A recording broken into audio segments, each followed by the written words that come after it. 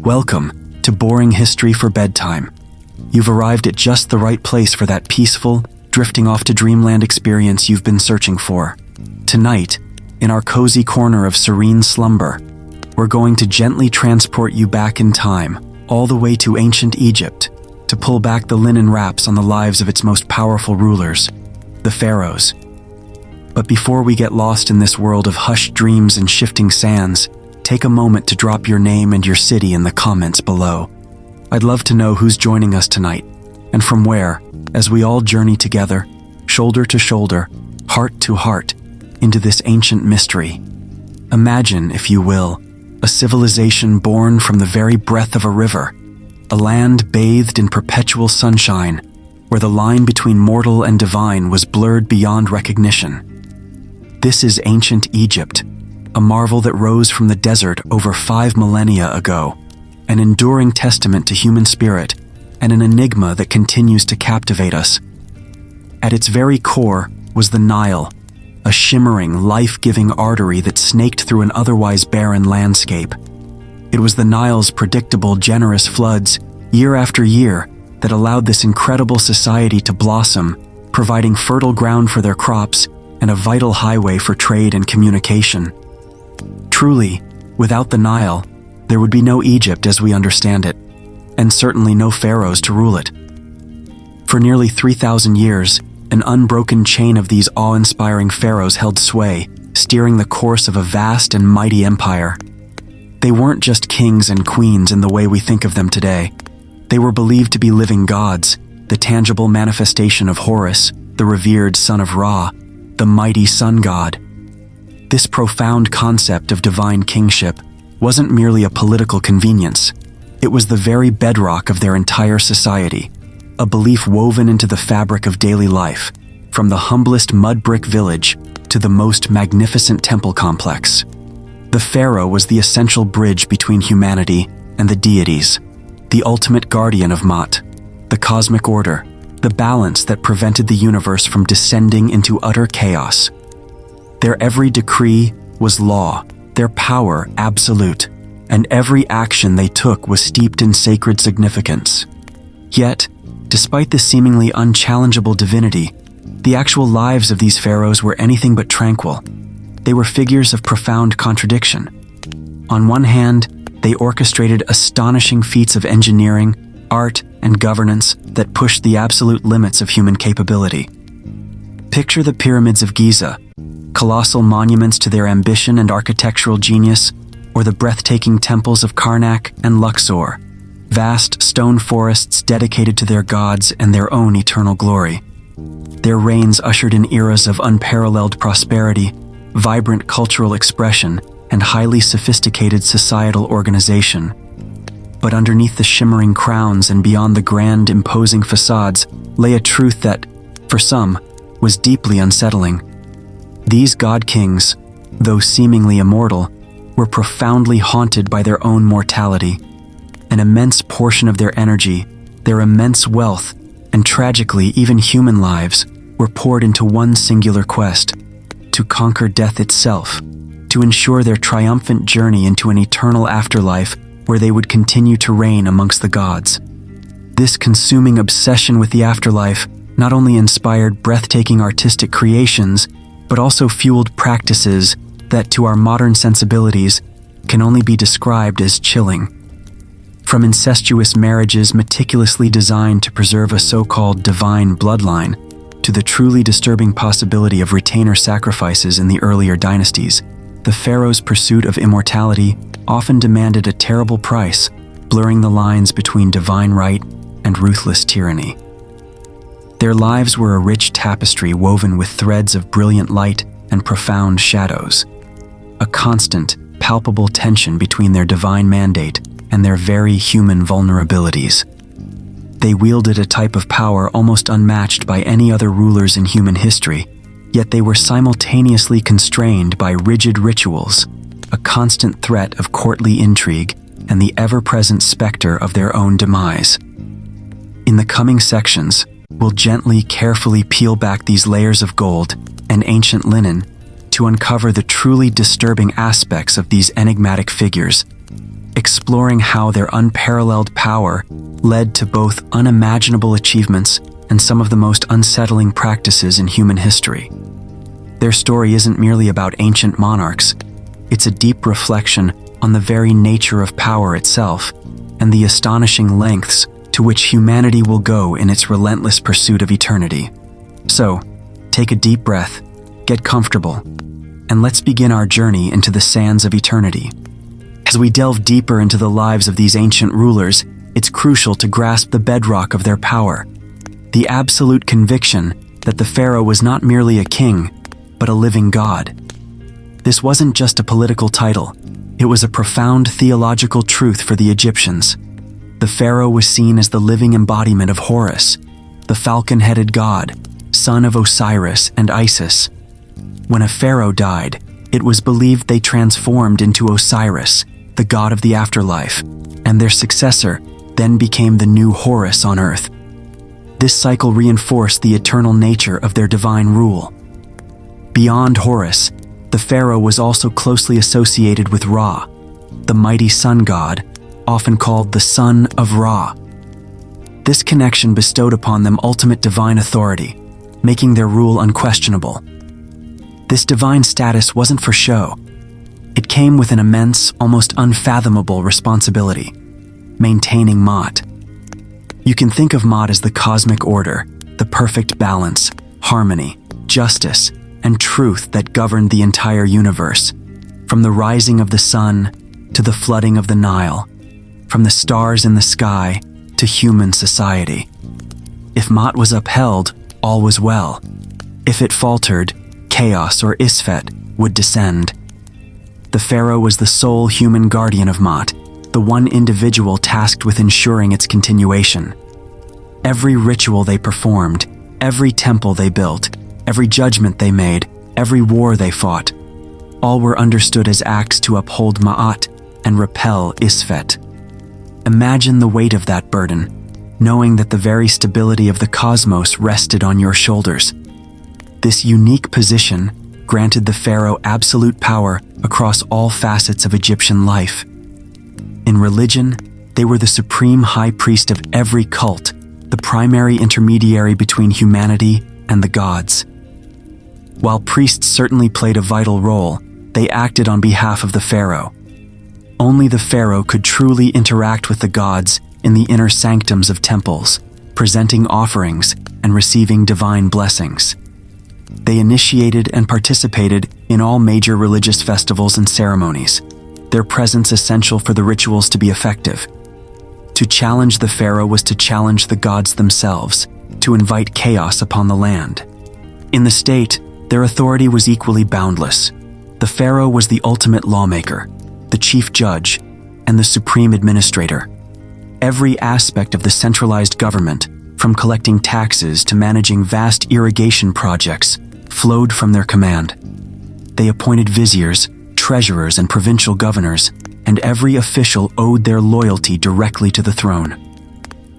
There was no concept of a separate legislative or judicial branch. The pharaoh was the law, and their word was final. Their decrees shaped the lives of every man, woman, and child in Egypt. And finally, in war, the pharaoh was the supreme commander-in-chief, leading armies into battle as a divinely protected warrior. They were depicted smiting Egypt's enemies on temple walls, a symbolic representation of their role in defeating chaos and maintaining Ma'at beyond Egypt's borders.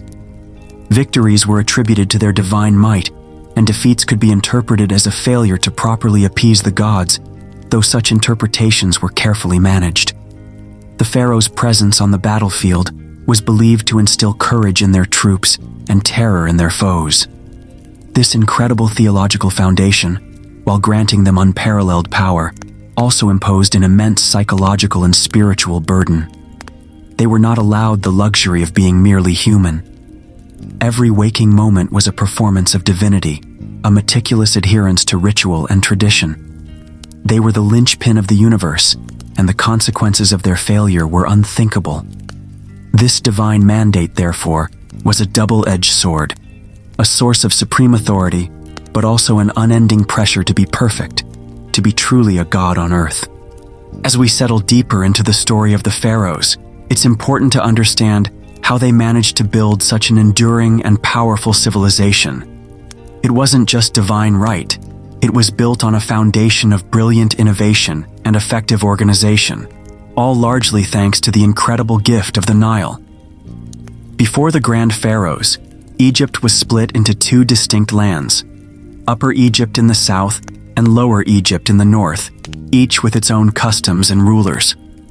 The pivotal moment arrived with King Narmer, or Menes, depending on the historical source, around 3100 BCE.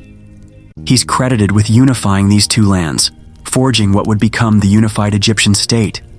This act wasn't just a military conquest, it was the birth of a nation, setting the stage for the pharaohs to come.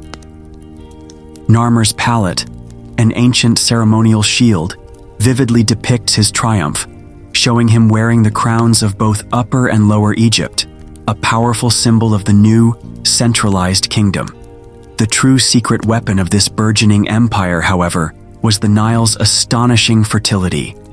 Every year, without fail, the Nile would flood, depositing rich, black silt onto the riverbanks. This natural process created incredibly fertile soil, allowing the Egyptians to grow abundant crops like wheat and barley, far more than they needed to survive. This agricultural surplus was absolutely vital. It meant that not everyone had to be a farmer. Some people could specialize, becoming artisans, priests, scribes, or builders. This surplus also provided the wealth necessary to fund ambitious projects and support a large non-agricultural workforce. With this surplus came the need for sophisticated management, leading to the rapid development of a complex bureaucracy. This wasn't just a few scribes, it was a vast network of officials, administrators, and overseers who managed everything from the collection of grain taxes to the construction of temples. This centralized state structure, controlled directly by the pharaoh and his appointed viziers, ensured that resources could be pooled and directed towards massive national endeavors. Think of it as the ultimate ancient government machine, efficiently channeling the wealth of the land to serve the pharaoh's will. To manage this complex system, the Egyptians needed advanced tools.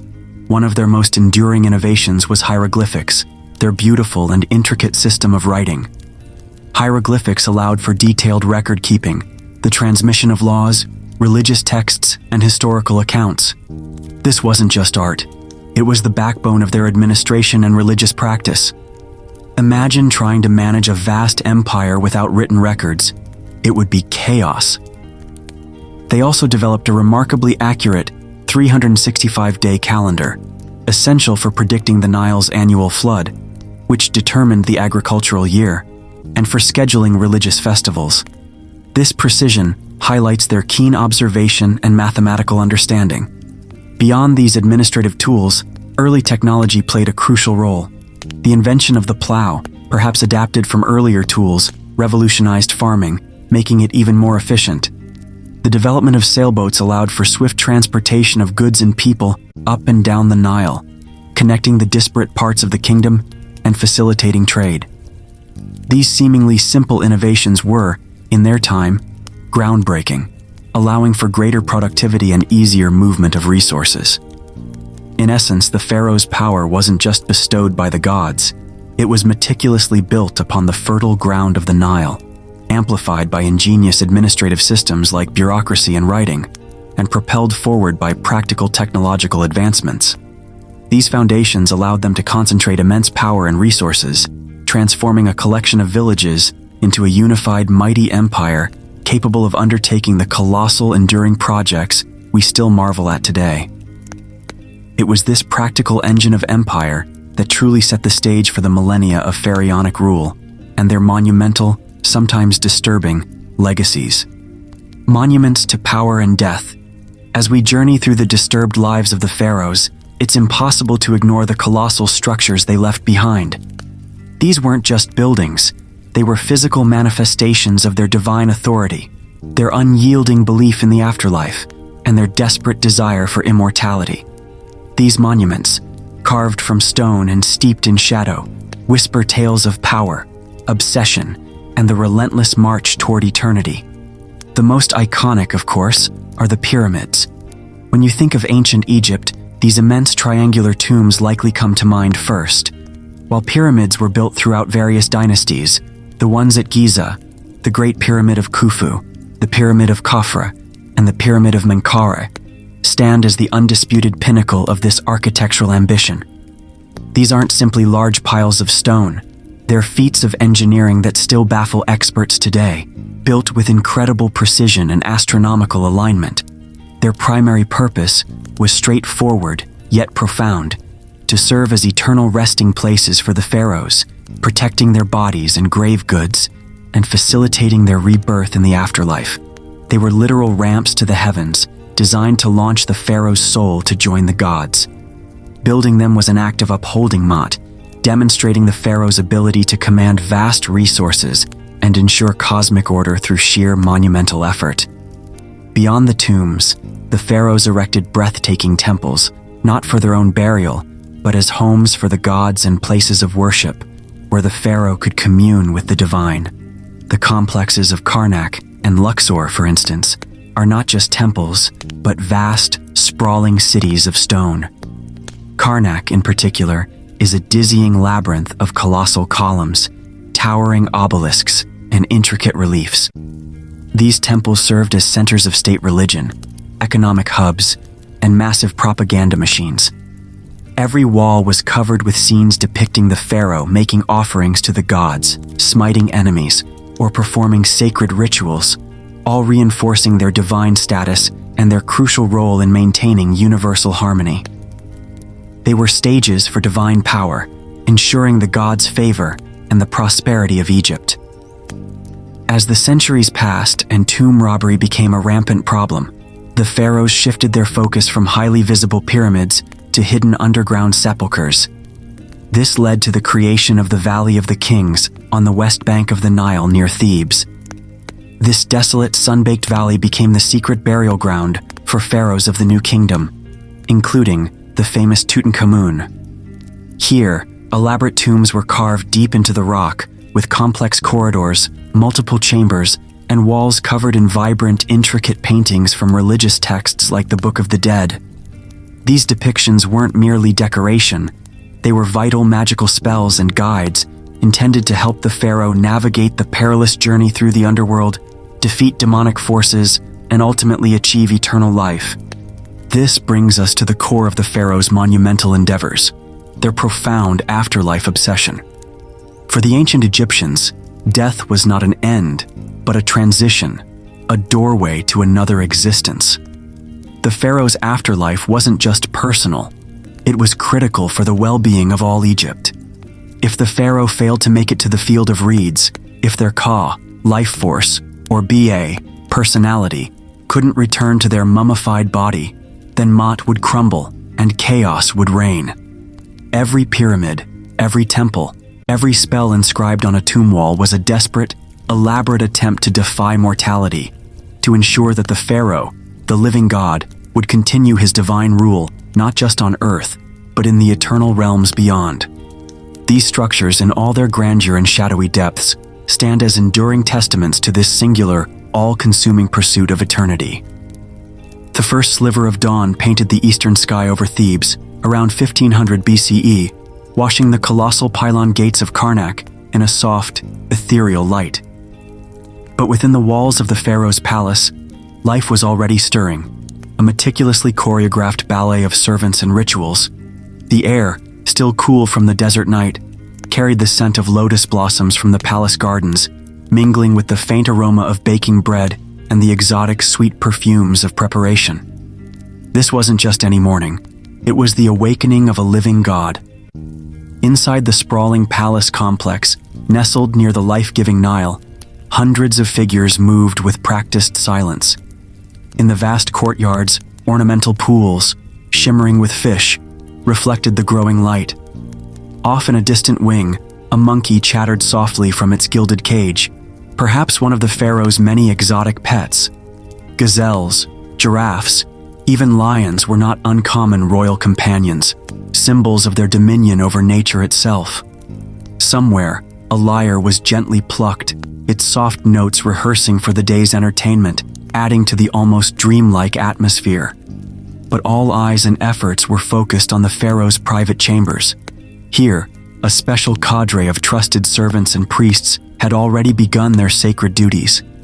The sleeping quarters, lavish beyond imagination, would have been hushed, perhaps still fragrant with myrrh and frankincense burned the night before. Imagine the sheer opulence: intricately carved cedar wood furniture, beds draped with fine linen, gold accents glittering even in the dim light. This was not merely a home, it was a sacred space, the inner sanctum of the divine. As the sun's first rays touched the highest points of the palace, the rigid routine began. A personal attendant, perhaps the chief steward, would gently rouse the pharaoh. There was no casual waking up for a god-king. Every movement was laden with purpose. This wasn't simply a man getting out of bed. It was the re-emergence of Horus, of Ra, ready to embrace his earthly duties and ensure the continuation of Ma'at. The sounds would become more pronounced now, the soft rustle of fresh linen being prepared, the muted clink of finely wrought gold and silver vessels, the murmuring voices of priests beginning their morning chants in an adjoining private shrine. The goal was clear: to transform the resting monarch into the radiant, active deity that was essential for the cosmos to remain in balance. From this moment on, until the setting of the sun, the pharaoh's life would be a continuous performance, a sacred duty to the land and its people. The quiet opulence, the meticulous preparations, the sheer number of people dedicated to facilitating this daily transition, it all underscores the extraordinary reality of pharaonic existence.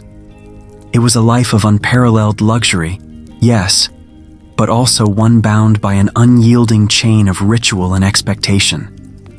The pharaoh wasn't just waking up, they were awakening the living god, setting in motion the divine engine that drove the entire Egyptian empire.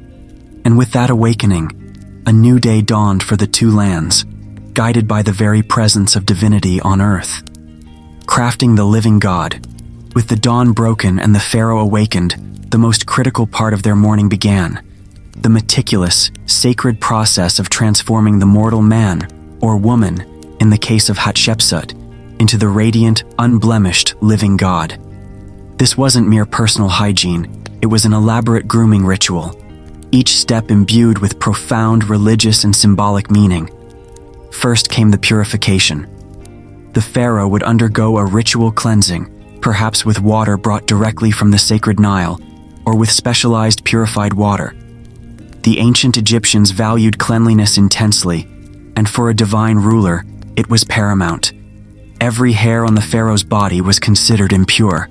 Thus, a skilled barber, a highly trusted individual, would perform a close shave using bronze or obsidian razors. This wasn't just about appearance, it symbolized purification and distinction from ordinary mortals. The pharaoh often wore a ceremonial false beard, signifying their connection to Osiris and their divine authority. Next, the application of perfumes and oils commenced. Rich, aromatic oils, likely infused with myrrh, frankincense, or lotus, would be massaged into the pharaoh's skin. These weren't just for scent, they were believed to be protective, to imbue the pharaoh with divine essence and to ward off evil. The skin would gleam, a testament to their purity and vitality. Then came the kohl, a dark pigment applied around the eyes. While serving a practical purpose of reducing sun glare, it also had deep spiritual significance, protecting the eyes from evil and enhancing the pharaoh's gaze, making it sharp and all-seeing like that of Horus. This cosmetic act literally opened the divine eyes to the world. Once the physical body was prepared, the transformation continued with the donning of the regalia, the sacred vestments and symbols that proclaimed their divine identity to all. Each piece was a potent symbol of their power and their connection to the gods. The most prominent were the crowns.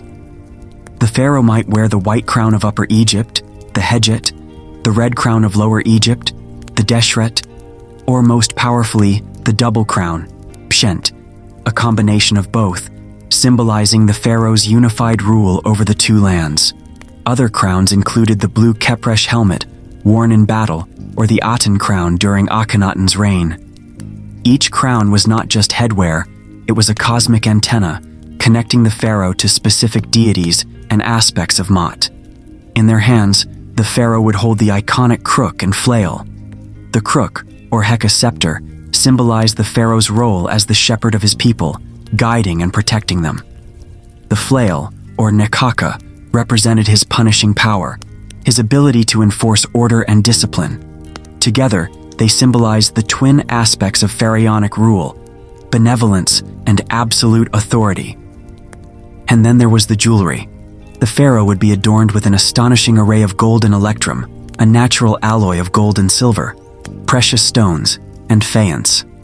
Broad collars, bracelets, armlets, and pectorals, often inlaid with lapis lazuli, carnelian, and turquoise, would gleam with symbolic imagery. Scarabs for rebirth, ankhs for life, ujat eyes for protection. Gold itself was considered the flesh of the gods, and by wearing it so profusely, the pharaoh was literally cloaking themselves in divinity. This entire meticulous process, from the ritual shaving to the donning of the golden regalia, was a daily reaffirmation of the pharaoh's divine mandate. It wasn't about personal vanity. It was about crafting the living God, ensuring that the human vessel was pure, powerful, and visually representative of the cosmic order it embodied. By the time this ritual was complete, the individual had seemingly vanished, replaced by the awe-inspiring, unchallengeable presence of a deity on earth, ready to face the demands of their sacred day. Mourning rites. As the pharaoh was transformed from mortal into divine through the ritual of regalia, their next crucial step in maintaining Ma'at and affirming their sacred role was to engage in direct communion with the gods. This was not merely a private moment of prayer. It was the paramount religious duty, a deeply significant and often public performance essential for the well-being of the entire two lands. Immediately after adorning their divine identity, the pharaoh would make their way to a private palace shrine, or on grander occasions, a dedicated temple shrine within the vast palace complex. These shrines were not for public worship, but were intimate sacred spaces reserved for the pharaoh and a select few high-ranking priests.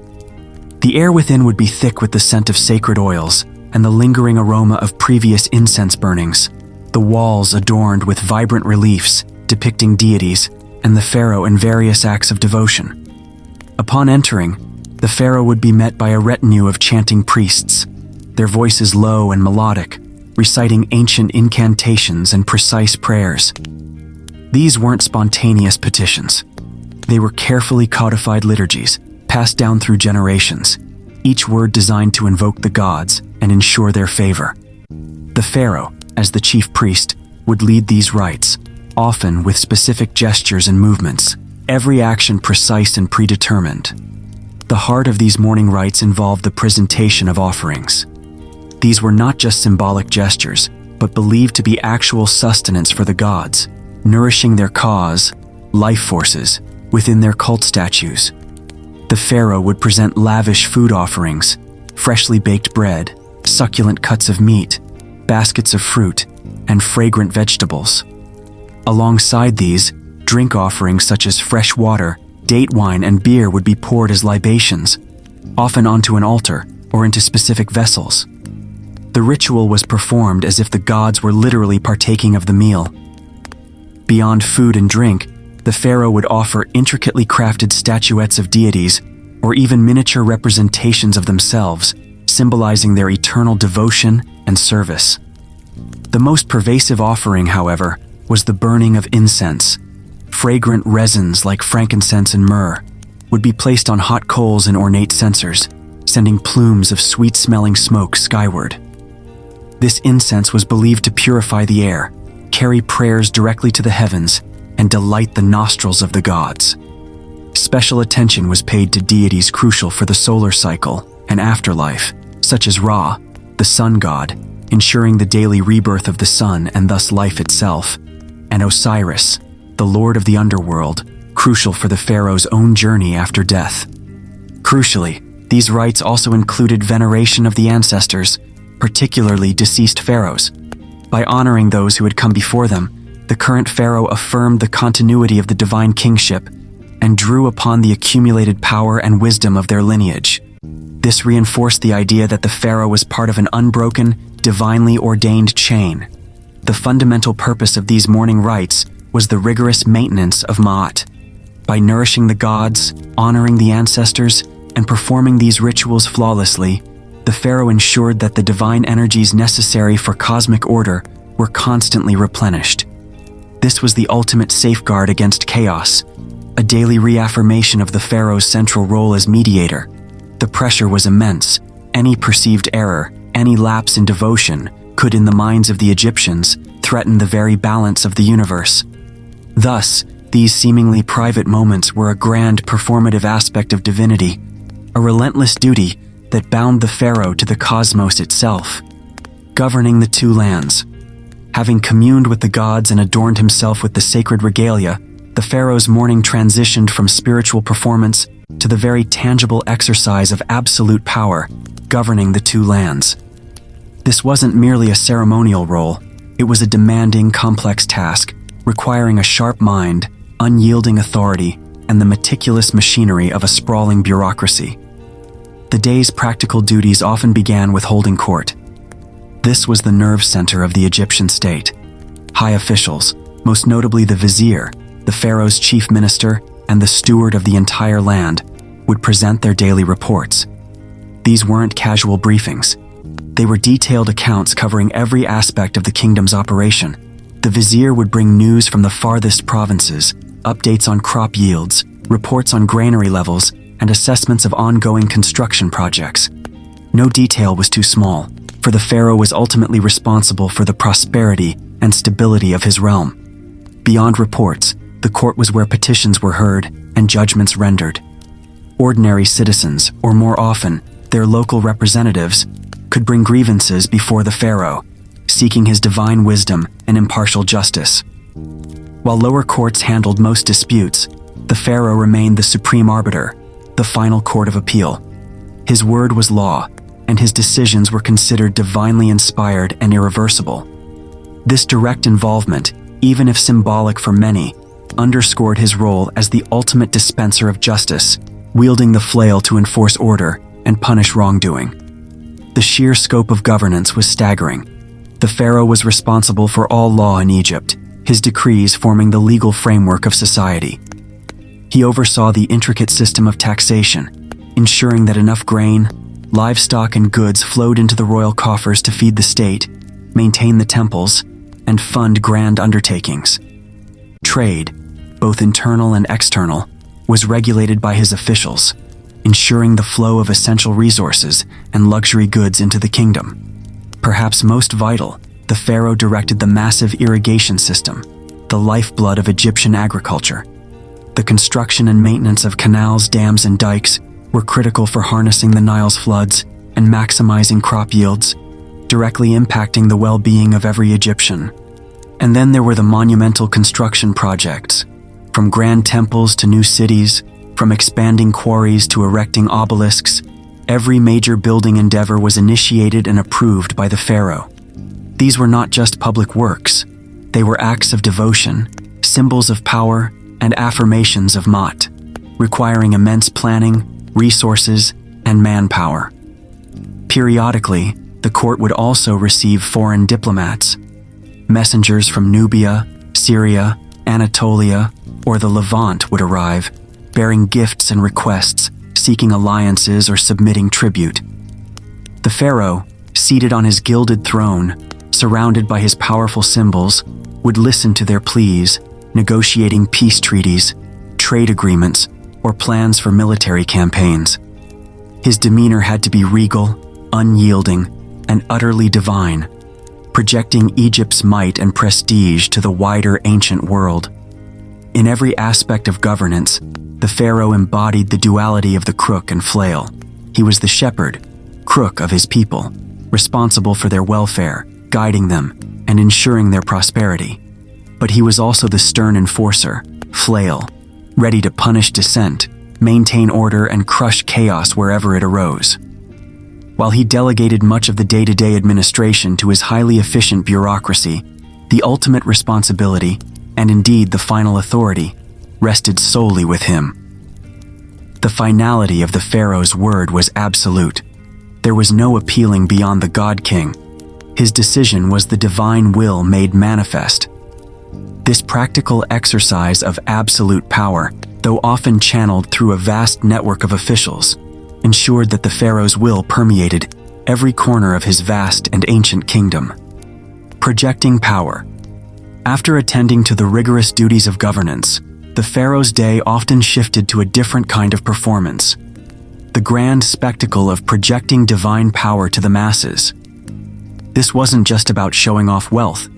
It was a carefully orchestrated display designed to inspire awe, loyalty, and a deep sense of security among the populace, all while navigating a world steeped in powerful superstitions. One of the most thrilling displays would be the pharaoh's public processions. Imagine the roar of the crowd as the pharaoh emerged, not on foot, but in a gilded chariot drawn by magnificent plumed horses. Accompanied by fan-bearers, standard-bearers, and an elite guard, the procession would wind through the crowded streets of Thebes or Memphis, the sunlight glinting off gold and polished bronze. The air would be thick with cheers, incense, and the rhythmic beat of drums. As a further act of benevolence and a powerful show of wealth, the pharaoh might shower gifts upon the cheering crowds, perhaps small amulets, symbolic loaves of bread, or even coins, though coinage was less common in early periods. These moments of direct connection, however brief, reinforced the pharaoh's role as the benevolent provider and solidified their godlike status in the hearts and minds of their people. Beyond parades, grand ceremonial events like temple inaugurations were crucial. When a new temple was dedicated or an addition consecrated, the pharaoh would often perform the stretching of the cord ritual, symbolically driving the first peg into the ground for its foundation.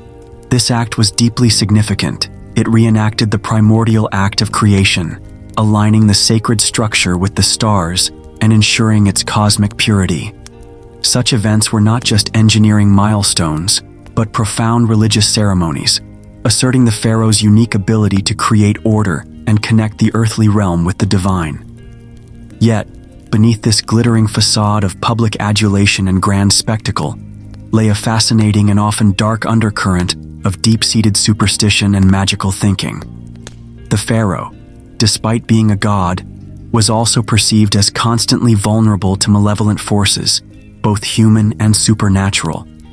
Their every minute action was governed by an unspoken, intricate web of ritualistic rules designed to ward off chaos and maintain their divine purity. For instance, great care was taken to avoid shadows falling on priests or sacred statues. A shadow, to the ancient Egyptians, could be a dark, impure entity capable of corrupting the sacred. Therefore, during ceremonies, attendants would meticulously position screens or ensure proper lighting to prevent such a dangerous occurrence. Similarly, the pharaoh might have been advised to always step with their right foot first when entering a temple or performing a sacred act, as the right side was associated with purity and order, while the left could be linked to impurity and chaos. Even seemingly mundane actions, like eating, were subject to specific rules. It was considered impure to eat with the left hand, which was often associated with uncleanliness. These small, seemingly insignificant details underscore the immense pressure on the pharaoh. Every gesture, every movement was scrutinized and held immense symbolic weight. The slightest misstep, a shadow falling incorrectly, or an accidental use of the wrong hand could be interpreted as a bad omen, a weakness in their divine armor, or even a crack in the cosmic order. Therefore, the pharaoh's life was a delicate balance. On one hand, they masterfully controlled public perception through awe-inspiring spectacles of wealth, power, and benevolence. On the other, they were constantly engaged in a private, unseen battle to ward off chaos through adherence to a complex web of magical beliefs and ritualistic purity. This constant tension between public majesty and private, fear-driven adherence to superstition truly highlights the disturbing complexity of ruling as a living god. As the sun, embodying Ra, began its descent below the western horizon, casting long dramatic shadows across the temples and palaces of Thebes, the pharaoh's incredibly structured day would finally gently, begin to shift. The intense public performance and the demanding administrative duties would recede, offering a semblance of evening respite.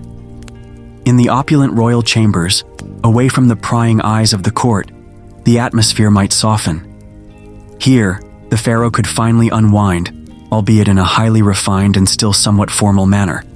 The air would be filled with the gentle, rhythmic strains of music from lyres, harps, and flutes.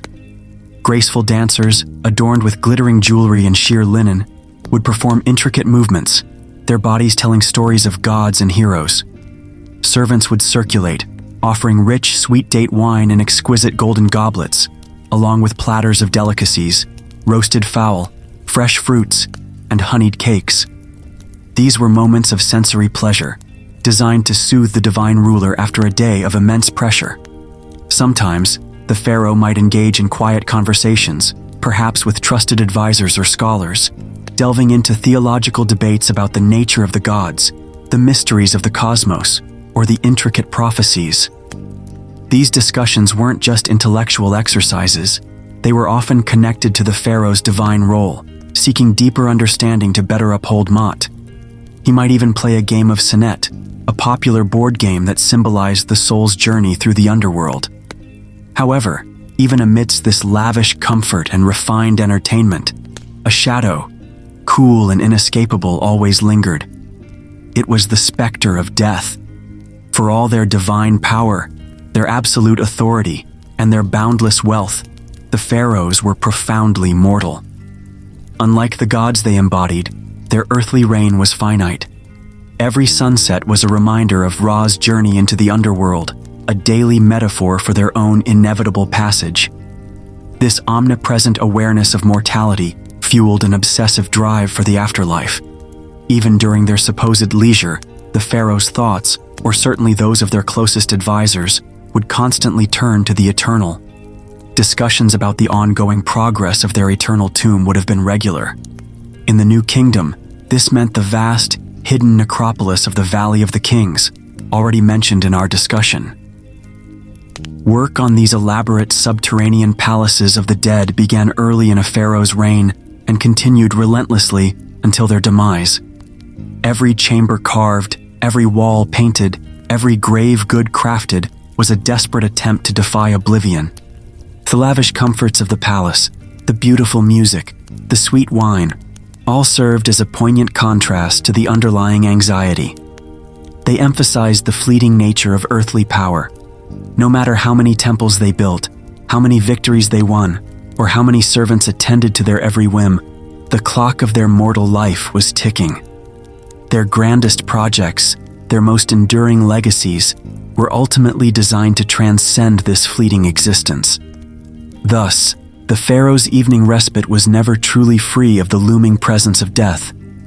The gilded cage, for all its splendor, remained a cage, trapping the God King in a relentless cycle of divine duty and an all-consuming obsession with eternal life.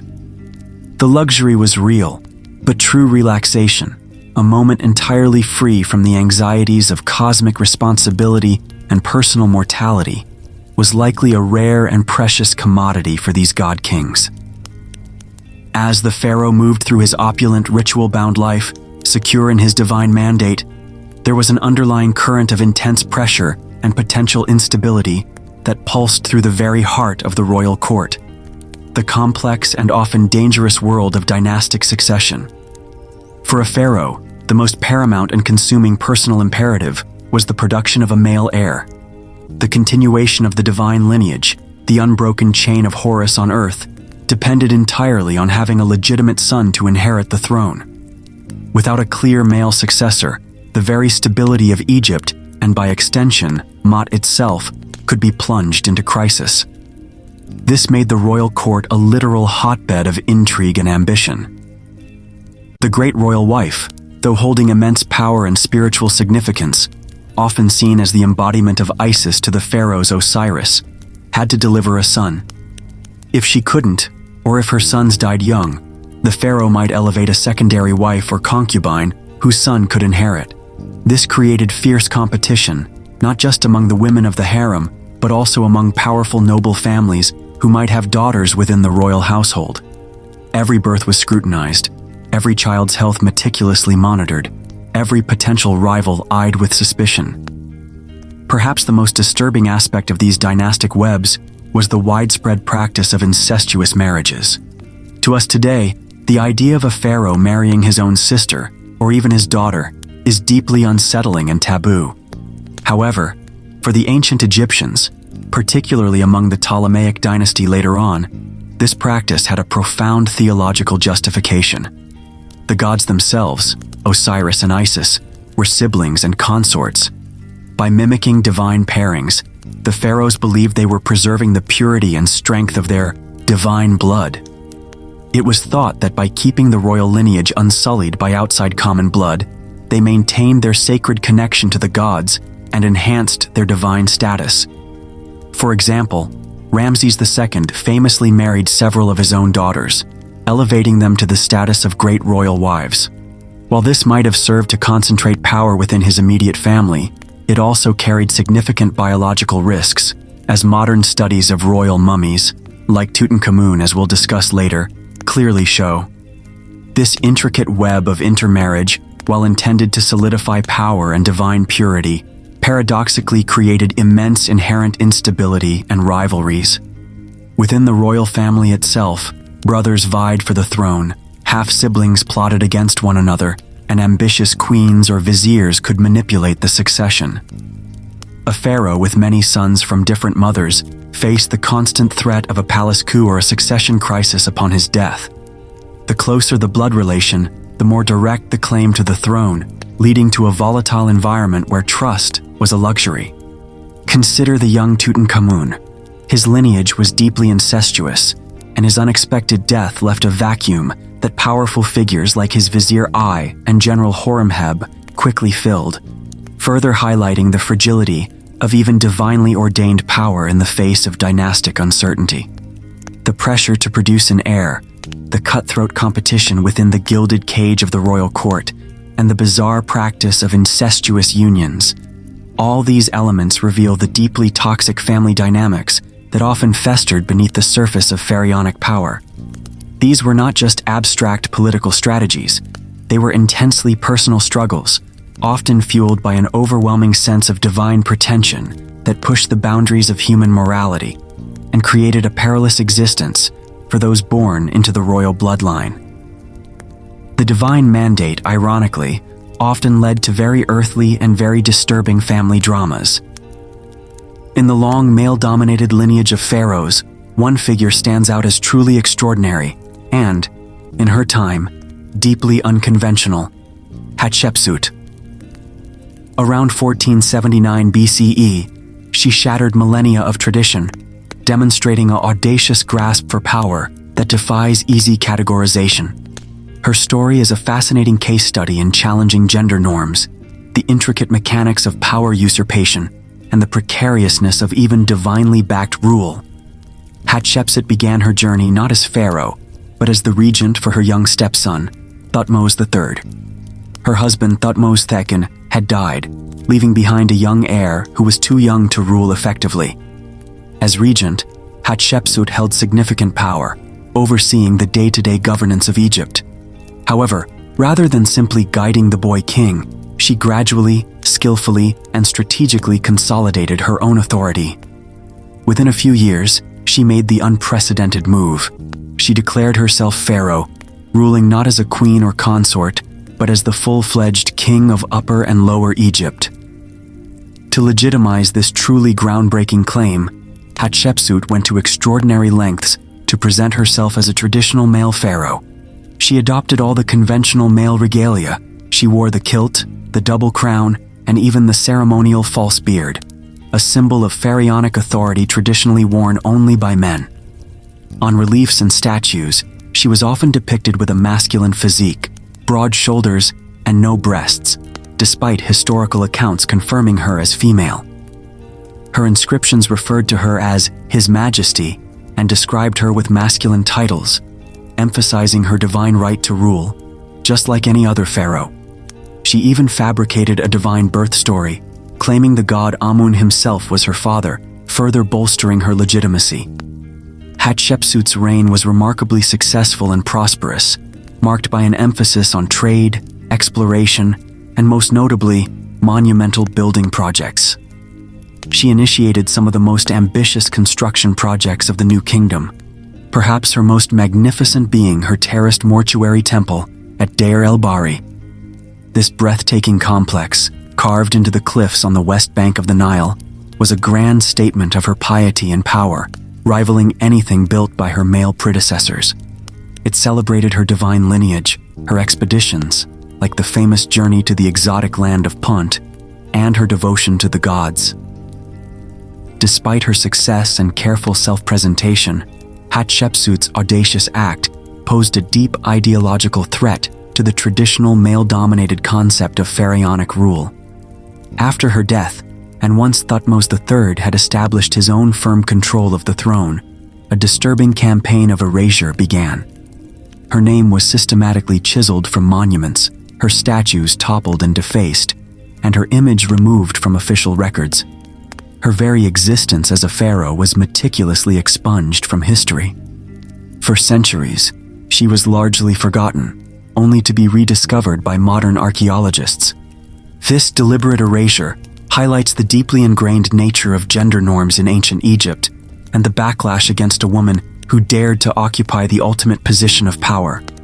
Hatshepsut's story is a compelling case study in power consolidation against immense odds, achieved through clever propaganda and sheer force of will.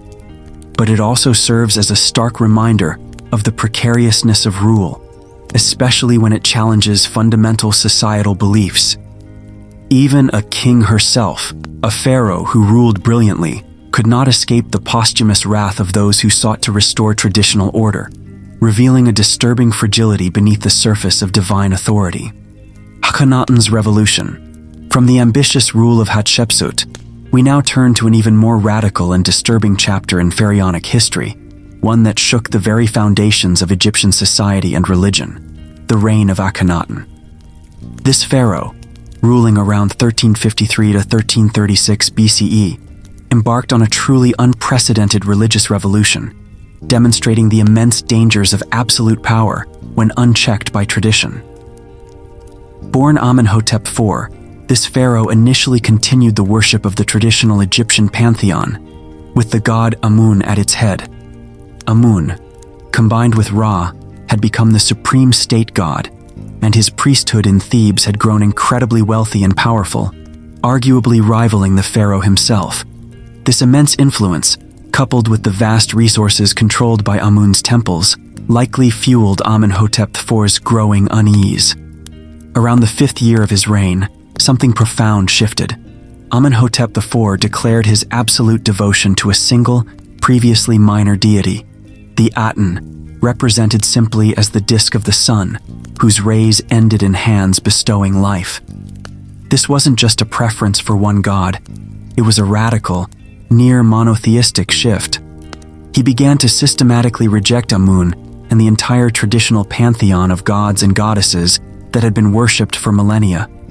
He even changed his own name from Amenhotep, Amun is pleased, to Akhenaten, effective for the Aten, or living spirit of Aten. The revolution rapidly escalated. Akhenaten ordered the closure of Amun's temples, the confiscation of their vast wealth, and the systematic persecution of Amun's priests. The names and images of Amun were chiseled from monuments, a chilling echo of Hatshepsut's own posthumous erasure, but this time on a far grander, more destructive scale, against an entire religious establishment. This act was not just sacrilege, it was a profound blow to the religious, economic, and social fabric of Egypt. To further solidify his new religion and escape the influence of Amun's powerful stronghold in Thebes, Akhenaten made the astonishing decision to abandon the ancient capital and build an entirely new city in the middle of the desert, Akhetaten, meaning horizon of the Aten, known today as Amarna. This city, built from scratch, was dedicated entirely to the worship of the Aten, a pure, unblemished landscape for his radical new vision. This religious upheaval also manifested in a striking new artistic style, now known as the Amarna style. Unlike the idealized, rigid forms of traditional Egyptian art, Amarna art depicted the pharaoh and his family with elongated heads, slender limbs, and softer, more naturalistic features, sometimes even showing physical imperfections. It emphasized intimacy and realism, though often in an exaggerated way, and served to promote the new theology by focusing on the royal family as the sole intermediaries between humanity and the Aten. Akhenaten's revolution was a period of intense religious and societal upheaval. For ordinary Egyptians, whose lives were deeply intertwined with the traditional gods, this enforced change must have been terrifying and disorienting. Their ancient beliefs were being systematically dismantled, their familiar rituals forbidden. The shift to a single, distant sun god, accessible only through the pharaoh, created a profound chasm between the divine and the common people. Ultimately, Akhenaten's reign is a stark illustration of the dangers of absolute power unchecked by tradition. His radical reforms, driven by a singular, unyielding vision, caused immense instability. They alienated the powerful priesthoods, disrupted the established order, and likely caused widespread anxiety among the populace. Upon his death, this radical experiment rapidly unraveled.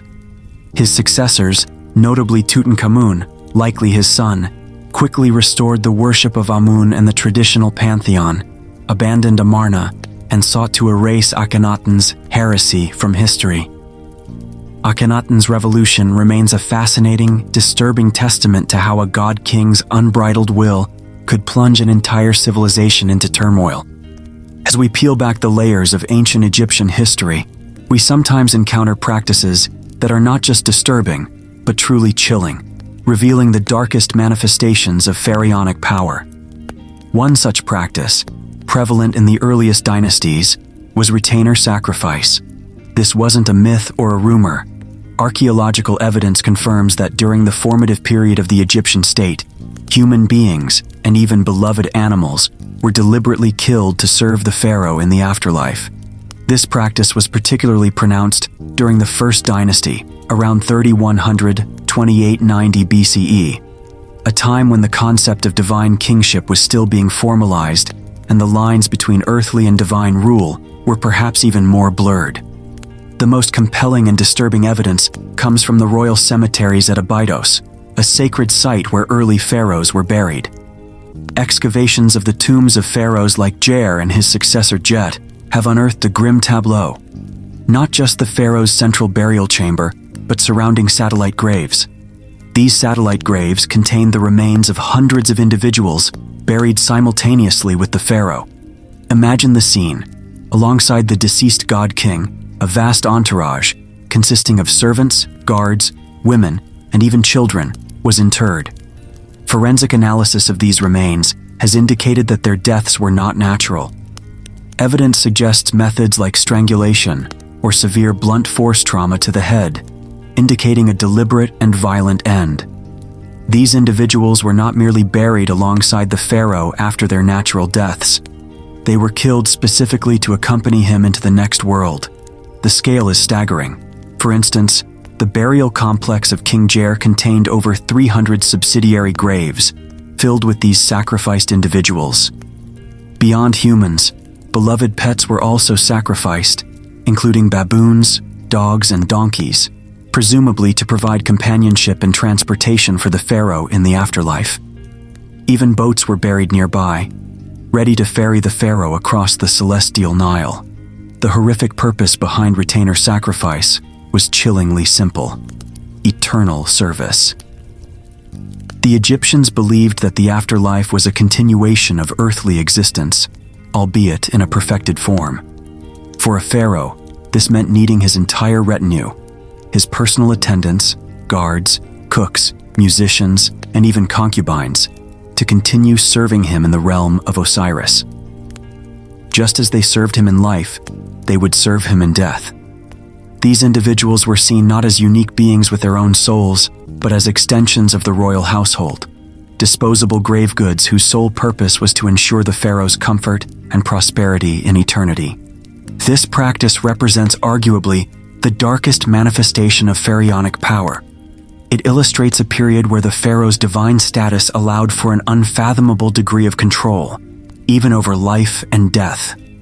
The idea that human beings could be treated as utterly disposable, compelled to surrender their lives to facilitate another's eternal journey, is profoundly unsettling. It highlights a brutal, early understanding of ultimate authority, where the distinction between a living being and an inanimate possession blurred entirely when it came to serving the God King. This was power pushed to its most extreme and terrifying conclusion, a stark reminder of the ethical abysses that can open when one human being is truly believed to be a god on earth. The grim practice of retainer sacrifice, so starkly evident in the First Dynasty, did not thankfully continue indefinitely. As the Old Kingdom drew to a close, around 2181 BCE, we witness a significant, and, for human dignity, welcome decline of human sacrifice.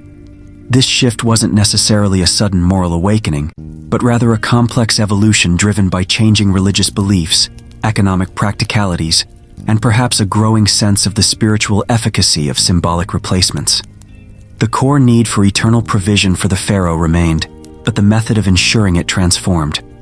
The most prominent and enduring replacement for living human servants in the afterlife was the emergence of Shabti figurines, also known as Ushapti, meaning answerer, or one who answers. These small, often mummy-formed statuettes, made from wood, faience, or stone, became ubiquitous in tombs from the Middle Kingdom onwards. Each Shabti was inscribed with a specific spell, typically from Chapter 6 of the Book of the Dead. This spell magically activated the figurine, commanding it to answer when the deceased pharaoh, or any tomb owner, was called upon to perform arduous tasks in the afterlife, such as farming the fields of reeds or digging canals. Imagine the relief, and perhaps the cunning, behind this innovation. Instead of brutally sacrificing hundreds of individuals, a pharaoh could now simply commission thousands of these little figures. They would magically take on the labor, allowing the pharaoh to enjoy an eternal existence of leisure and divine contemplation. This was a brilliant solution that satisfied the religious requirement for eternal service without the staggering human cost. It represented a fundamental shift from literal servitude to a highly sophisticated form of magical proxy. Beyond Shabtis, other symbolic offerings gained prominence. For instance, the tomb of Amenhotep II, New Kingdom, contained a unique and poignant offering: actual hair wigs. These were not meant to be worn by the pharaoh, but rather served as a symbolic provision, perhaps for the women of his eternal harem or attendants who would groom them. They represent a more genteel, less brutal approach to ensuring comfort and service in the beyond. The practice of burying mummified pets also continued, although perhaps with less frequency than in the earliest dynasties and often under different pretexts. Beloved dogs, cats, monkeys, and even falcons might be carefully mummified and interred with the pharaoh, not necessarily as sacrificial victims, but as cherished companions intended to accompany their master into eternity. This shows a more personal, affectionate side to afterlife provisions compared to the stark utilitarianism of early human sacrifice. This evolution from literal sacrifice to symbolic representation reflects a fascinating blend of pragmatism and a significant symbolic shift in Egyptian funerary beliefs. As the state became more organized and the value of human labor grew, it likely became increasingly impractical and perhaps even politically destabilizing to routinely sacrifice large numbers of people. Furthermore, the development of sophisticated magical texts and funerary rituals provided alternative, more civilized means of achieving the same desired outcome, ensuring the pharaoh's eternal prosperity and service without resorting to bloodshed. The Egyptians, ever resourceful and deeply religious, found a way to maintain the core principle of eternal provision for their divine rulers while adapting their practices. The Shabti, in particular, stands as a testament to their ingenuity, transforming a gruesome reality into a charming, albeit magically potent symbol. This evolution allowed the pharaohs to continue their quest for immortality without the direct, horrifying demand for human life, marking a significant and perhaps less disturbing chapter in their afterlife obsession. If any pharaoh personifies the absolute apex of ego, unbridled ambition, and a relentless drive for self-promotion, it is undoubtedly Ramses X, universally known as Ramses the Great.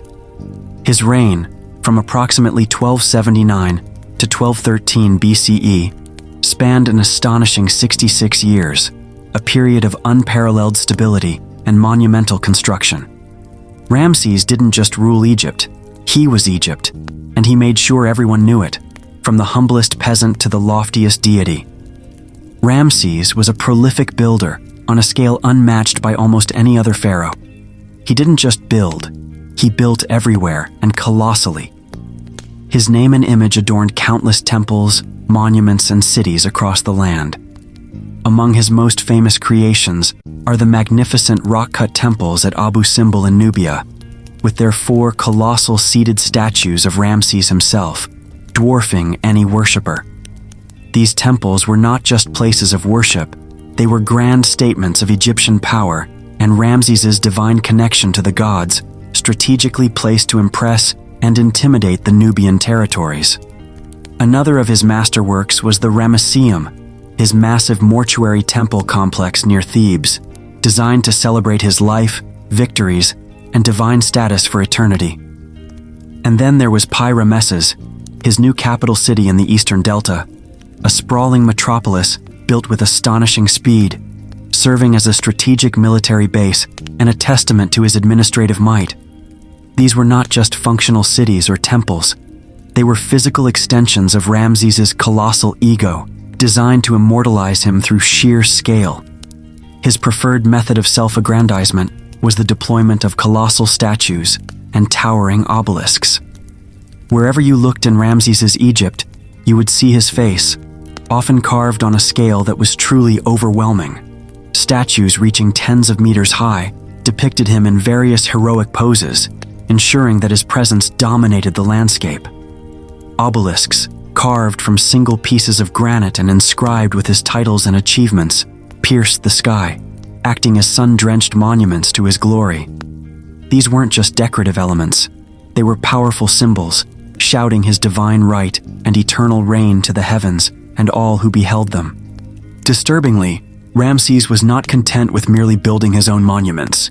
He engaged in a widespread practice of defacing his predecessors' monuments, chiseling out their names and replacing them with his own cartouches. Temples and statues originally dedicated by earlier pharaohs suddenly bore the name of Ramses II, appropriating their legacies and making it appear as though he, and he alone, was responsible for these grand structures. This was an act of historical revisionism on a massive scale, born from an insatiable desire to be seen as the ultimate pharaoh. His personal life was also marked by a scale that matched his ambition. Ramses had a massive family, reputedly siring over 100 children, testament to his vigor and the imperative to secure his dynasty. His numerous wives and concubines and his vast progeny were all part of his image as a divinely blessed and virile ruler, ensuring the perpetuation of his line. Ramses II was, in essence, a master of propaganda.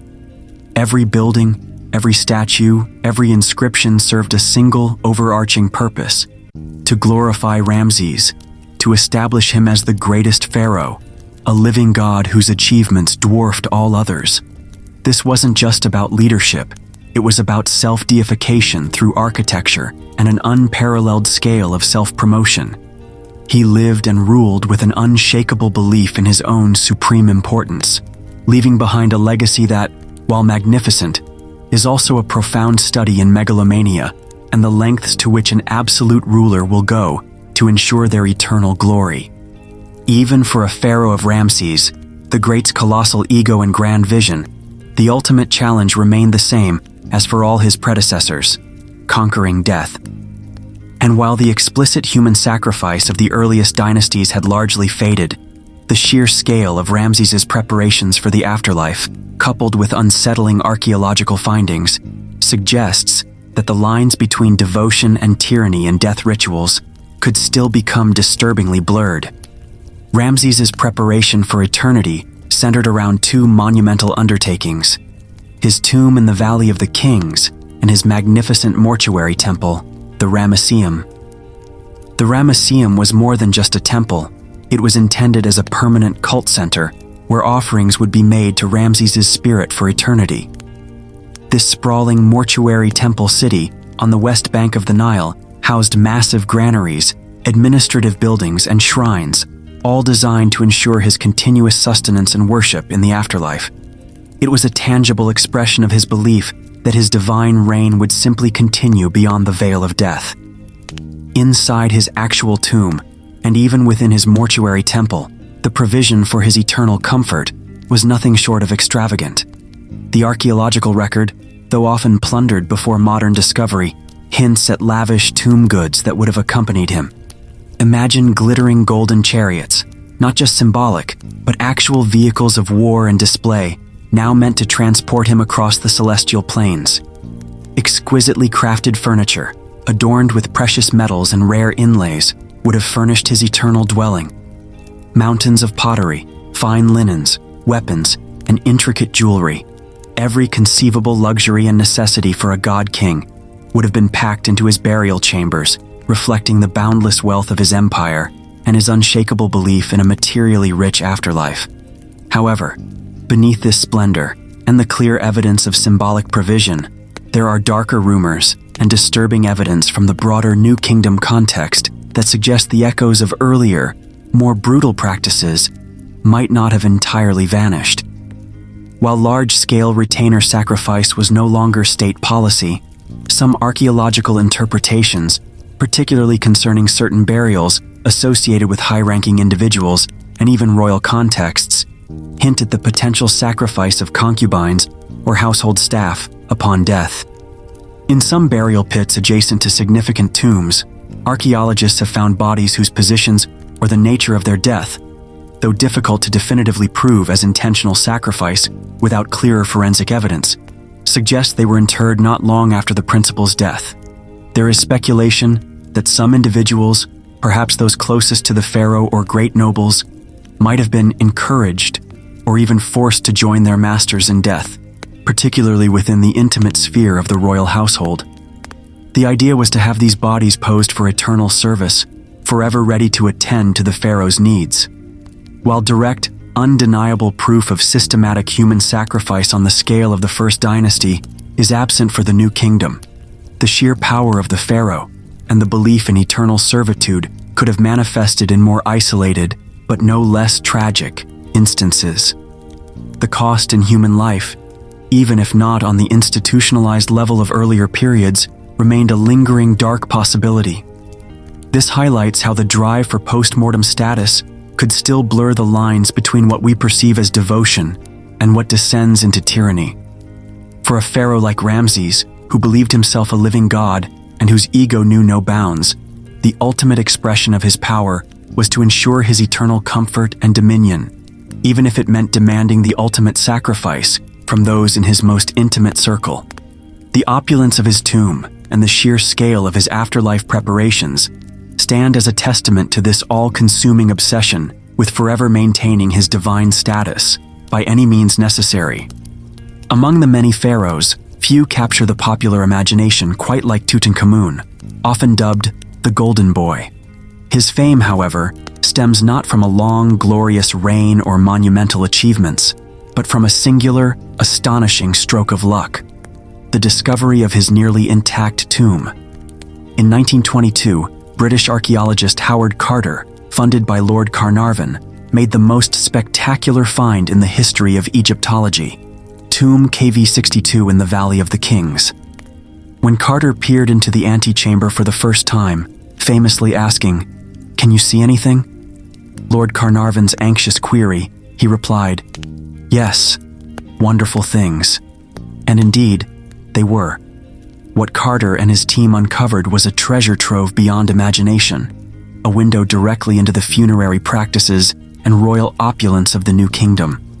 For almost 3,300 years, the tomb had remained largely undisturbed by robbers, preserving its contents in a way no other pharaonic burial had. The sheer volume and richness of the artifacts were breathtaking, revealing the opulence of even a minor king. Tutankhamun had reigned for only about 9 or 10 years, and died tragically young, yet his tomb contained over 5,000 artifacts. Among the wonderful things were iconic pieces that have since become synonymous with ancient Egypt. The solid gold death mask, exquisitely crafted and inlaid with lapis lazuli and other precious stones, resting directly on his mummy. There were multiple gilded thrones, intricate and dazzling, symbolizing his earthly power. Several dismantled chariots, clearly intended for use in the afterlife, spoke of his royal status and activities, and the jewelry, necklaces, rings, bracelets, and amulets made of gold, electrum, and semi-precious stones, was astounding in its craftsmanship and sheer quantity. The tomb was a microcosm of royal life, filled with everything a pharaoh might need for eternity, from linen and cosmetics to games and weaponry. But beyond the glittering gold, the tomb also held a profound human tragedy. Within one of the smaller nested coffins, alongside Tutankhamun's own mummy, were two tiny mummified stillborn daughters. Their presence speaks volumes about the personal sorrow within the royal family, the fragility of life even for a divine king, and the desperate hope that they too would join their father in the afterlife. It's a poignant reminder of the human cost and emotional toll beneath the layers of regal splendor. The context of Tutankhamun's reign is also crucial. He came to the throne after the tumultuous and controversial reign of Akhenaten, his likely father. Akhenaten had drastically reformed Egyptian religion, promoting the worship of a single sun disk, the Aten, and persecuting the traditional god Amun. Tutankhamun, born Tutankhaten, was instrumental in restoring the old gods and returning Egypt to its traditional polytheistic beliefs. He reopened Amun's temples, reinstated the powerful priesthoods, and abandoned Akhenaten's capital at Amarna, moving the court back to Thebes. His tomb, therefore, can be seen not just as a personal burial, but as a symbolic act of reconciliation and a lavish demonstration of devotion to the re-established Amun cult. Tutankhamun's tomb is a testament to the serendipity of preservation, a chance encounter between an archaeologist and a burial that had, by sheer luck, escaped the widespread tomb robberies of antiquity. Its discovery instantly catapulted Tutankhamun from an obscure, short-reigned pharaoh to an enduring symbol of rediscovery, opening up a fascinating window into the grandeur, beliefs, and often tragic human realities of ancient Egyptian royalty. He remains the face of ancient Egypt, a golden enigma forever preserved in time. Modern science reveals secrets. For centuries, the mummies of the pharaohs lay undisturbed, silent guardians of ancient secrets. While early archaeologists relied on invasive methods to unwrap these regal remains, the 20th and 21st centuries have brought revolutionary non-invasive technologies that allow us to delve into the pharaoh's very flesh and bones without disturbing their ancient repose. This is where modern science truly unwraps the past, moving beyond the glittering gold to reveal the astonishingly human and often vulnerable individuals beneath the divine facade. One of the most impactful advancements has been the use of CT scans, computed tomography, on mummies. Instead of physically unwrapping them, which can cause irreparable damage, CT scanners create detailed cross-sectional images of the entire body. For mummies like Tutankhamun, this has been a game changer. These scans have allowed scientists to peer through layers of linen and resin, providing unprecedented insights into skeletal structure, organ preservation, and even the presence of hidden amulets or injuries. Even more groundbreaking is DNA analysis on mummies. While extracting viable DNA from ancient, often degraded tissue is incredibly challenging, breakthroughs have allowed scientists to retrieve genetic material from bone marrow and other well-preserved areas. This has opened up a new frontier in understanding royal lineages, previously only speculated upon from inscriptions and family trees. The secrets revealed by these technologies are profound and often demystifying, stripping away the aura of divinity to expose very human frailties. For instance, detailed studies of Tutankhamun's mummy, including DNA analysis, have provided compelling evidence of severe genetic defects stemming from extensive inbreeding. These defects likely manifested as a cleft palate, and a debilitating clubfoot or equinovarus deformity in Tutankhamun himself, suggesting he would have required a cane to walk, a stark contrast to the athletic warrior image often portrayed in ancient art.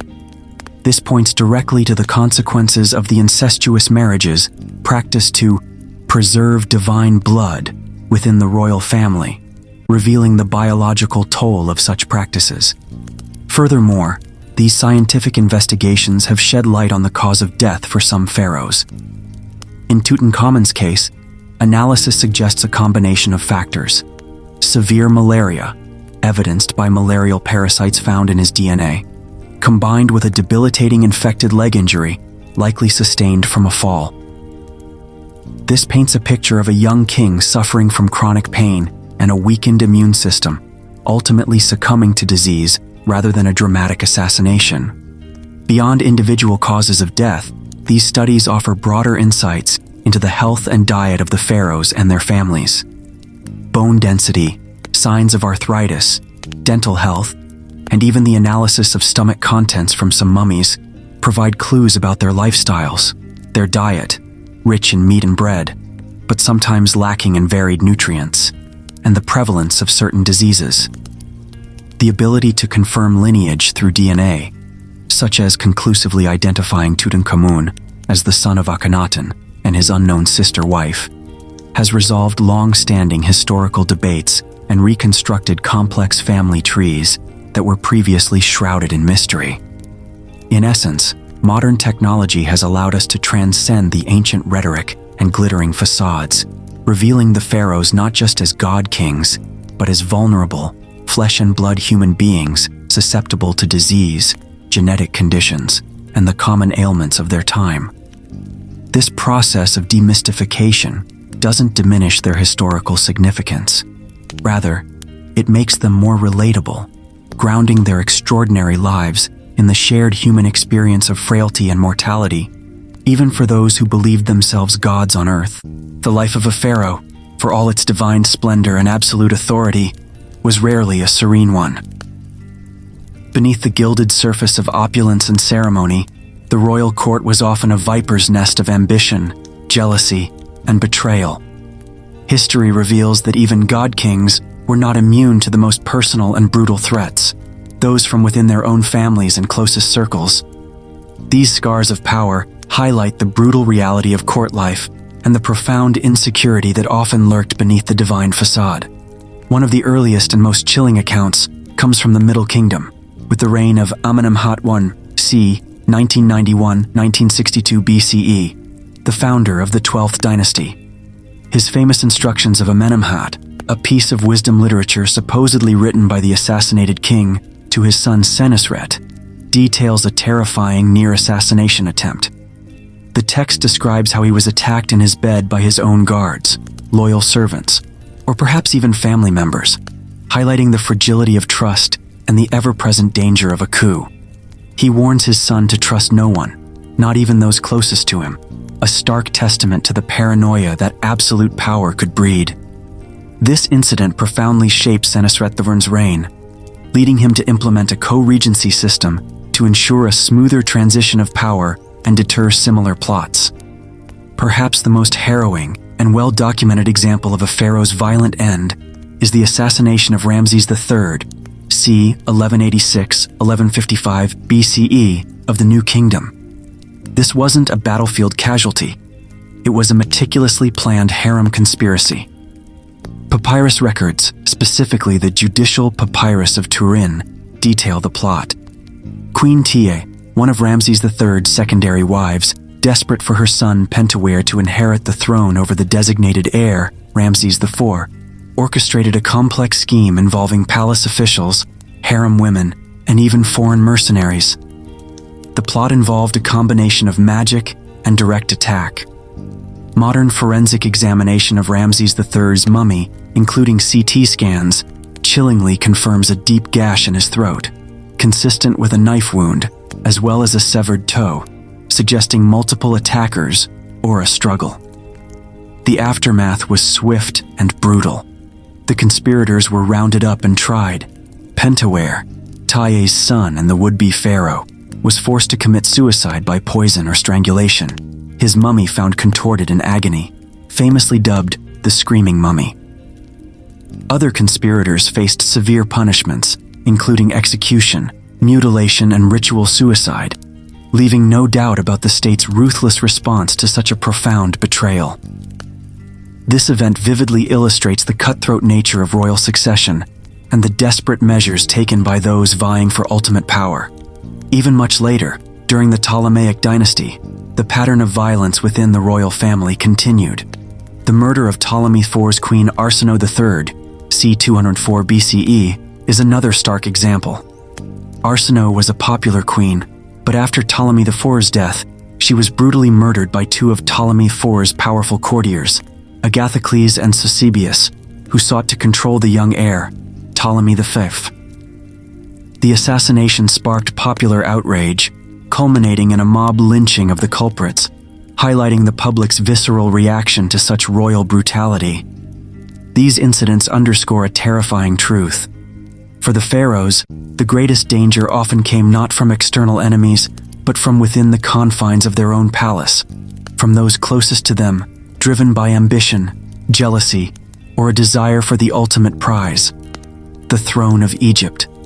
The divine facade could not always protect them from the very human impulses of betrayal and lust for power, leaving a lasting scar on the legacy of many an ancient ruler. The Last Pharaoh's Game of Thrones. Our journey through the disturbing lives of the pharaohs culminates with a figure whose story, though far removed from the pyramid builders, is arguably the most famous and tragic of all. Cleopatra VII, Philopator. She was the last true pharaoh of Egypt, but her reign, 5130 BCE, unfolded not in the ancient insular world of the New Kingdom, but within the tumultuous shadow of an ascendant, insatiable Roman Republic. Her life was a desperate, high-stakes Game of Thrones played out on the global stage. Cleopatra was not ethnically Egyptian. She belonged to the Ptolemaic dynasty, a line of Macedonian Greek rulers founded by Ptolemy I Soter, one of Alexander the Great's generals, after Alexander's conquest of Egypt in 332 BCE. For nearly 300 years, the Ptolemies ruled Egypt, adopting the pharaonic title and constructing magnificent temples in the Egyptian style, like Edfu and Philae, yet largely maintaining their Hellenistic, Greek culture, language, and administration from their vibrant capital, Alexandria. Cleopatra, uniquely among her family, learned to speak Egyptian, a testament to her extraordinary linguistic skill and her shrewd understanding of the need to connect with her people. Cleopatra was renowned not for conventional beauty, but for her captivating charisma, razor-sharp intellect, and formidable political genius.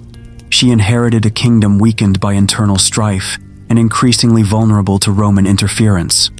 Her strategy was daring: secure Egypt's independence by forging powerful alliances with Rome's most influential men. Her first legendary alliance was with Julius Caesar. After Caesar arrived in Egypt pursuing his rival Pompey, Cleopatra famously had herself smuggled into his presence in a rug. She quickly captivated him, becoming his lover and bearing him a son, Caesarion. With Caesar's military backing, she solidified her rule against her younger brother and co-ruler, Ptolemy III, leading to his death. This strategic partnership brought Egypt temporary stability and elevated Cleopatra's status immensely within the Roman world. After Caesar's assassination, Cleopatra navigated the shifting sands of Roman civil war by forming another crucial alliance, this time with Mark Antony, one of Rome's triumvirs. Their relationship, both political and personal, was legendary, producing 3 children. Together they attempted to assert their dominance in the East, dreaming of a joint empire. However, the Ptolemaic court, like its ancient pharaonic predecessors, was also a hotbed of internal struggle. Cleopatra herself was deeply embroiled in rivalry and the murder of siblings to secure her power. Most famously, she ordered the execution of her younger sister, Arsinoe IV, who had been a rival for the throne during Caesar's time in Egypt. This brutal act, characteristic of Ptolemaic dynastic struggles, underscores the ruthlessness required to survive in their perilous world. Ultimately, Cleopatra's gamble on Antony proved fatal. Their defeat by Octavian, later Emperor Augustus, at the Battle of Actium in 31 BCE, sealed their fate. Faced with capture and humiliation in Rome, both Antony and Cleopatra chose suicide. Cleopatra famously died by an asp's bite, an act steeped in symbolism, ensuring her final dignity. With her death in 30 BCE, Egypt fell entirely to Rome, becoming a Roman province. This marked the definitive end of an era, the final collapse of independent pharaonic rule that had lasted for over 3,000 years. Cleopatra's story is one of a brilliant mind, trapped in a perilous geopolitical landscape. She embodied the fascinating blend of Egyptian and Hellenistic rule, but her ultimate failure highlights the irresistible tide of Roman imperial power. Despite her political genius and strategic alliances, the pharaonic system, however adapted, could not withstand the might of an emergent empire.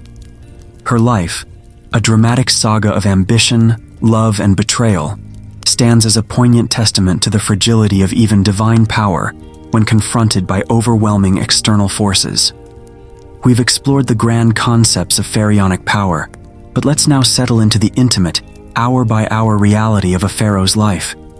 What emerges is a portrait not of casual leisure, but of a meticulously constructed existence, a sacred machine in constant motion. Every single moment of the pharaoh's day, from the very first light of dawn, was a deliberate, ritualized act, reinforcing their divine status and their unbreakable connection to the cosmic order of Ma'at. There was no true distinction between the sacred and the profane. Their entire existence was a divine duty.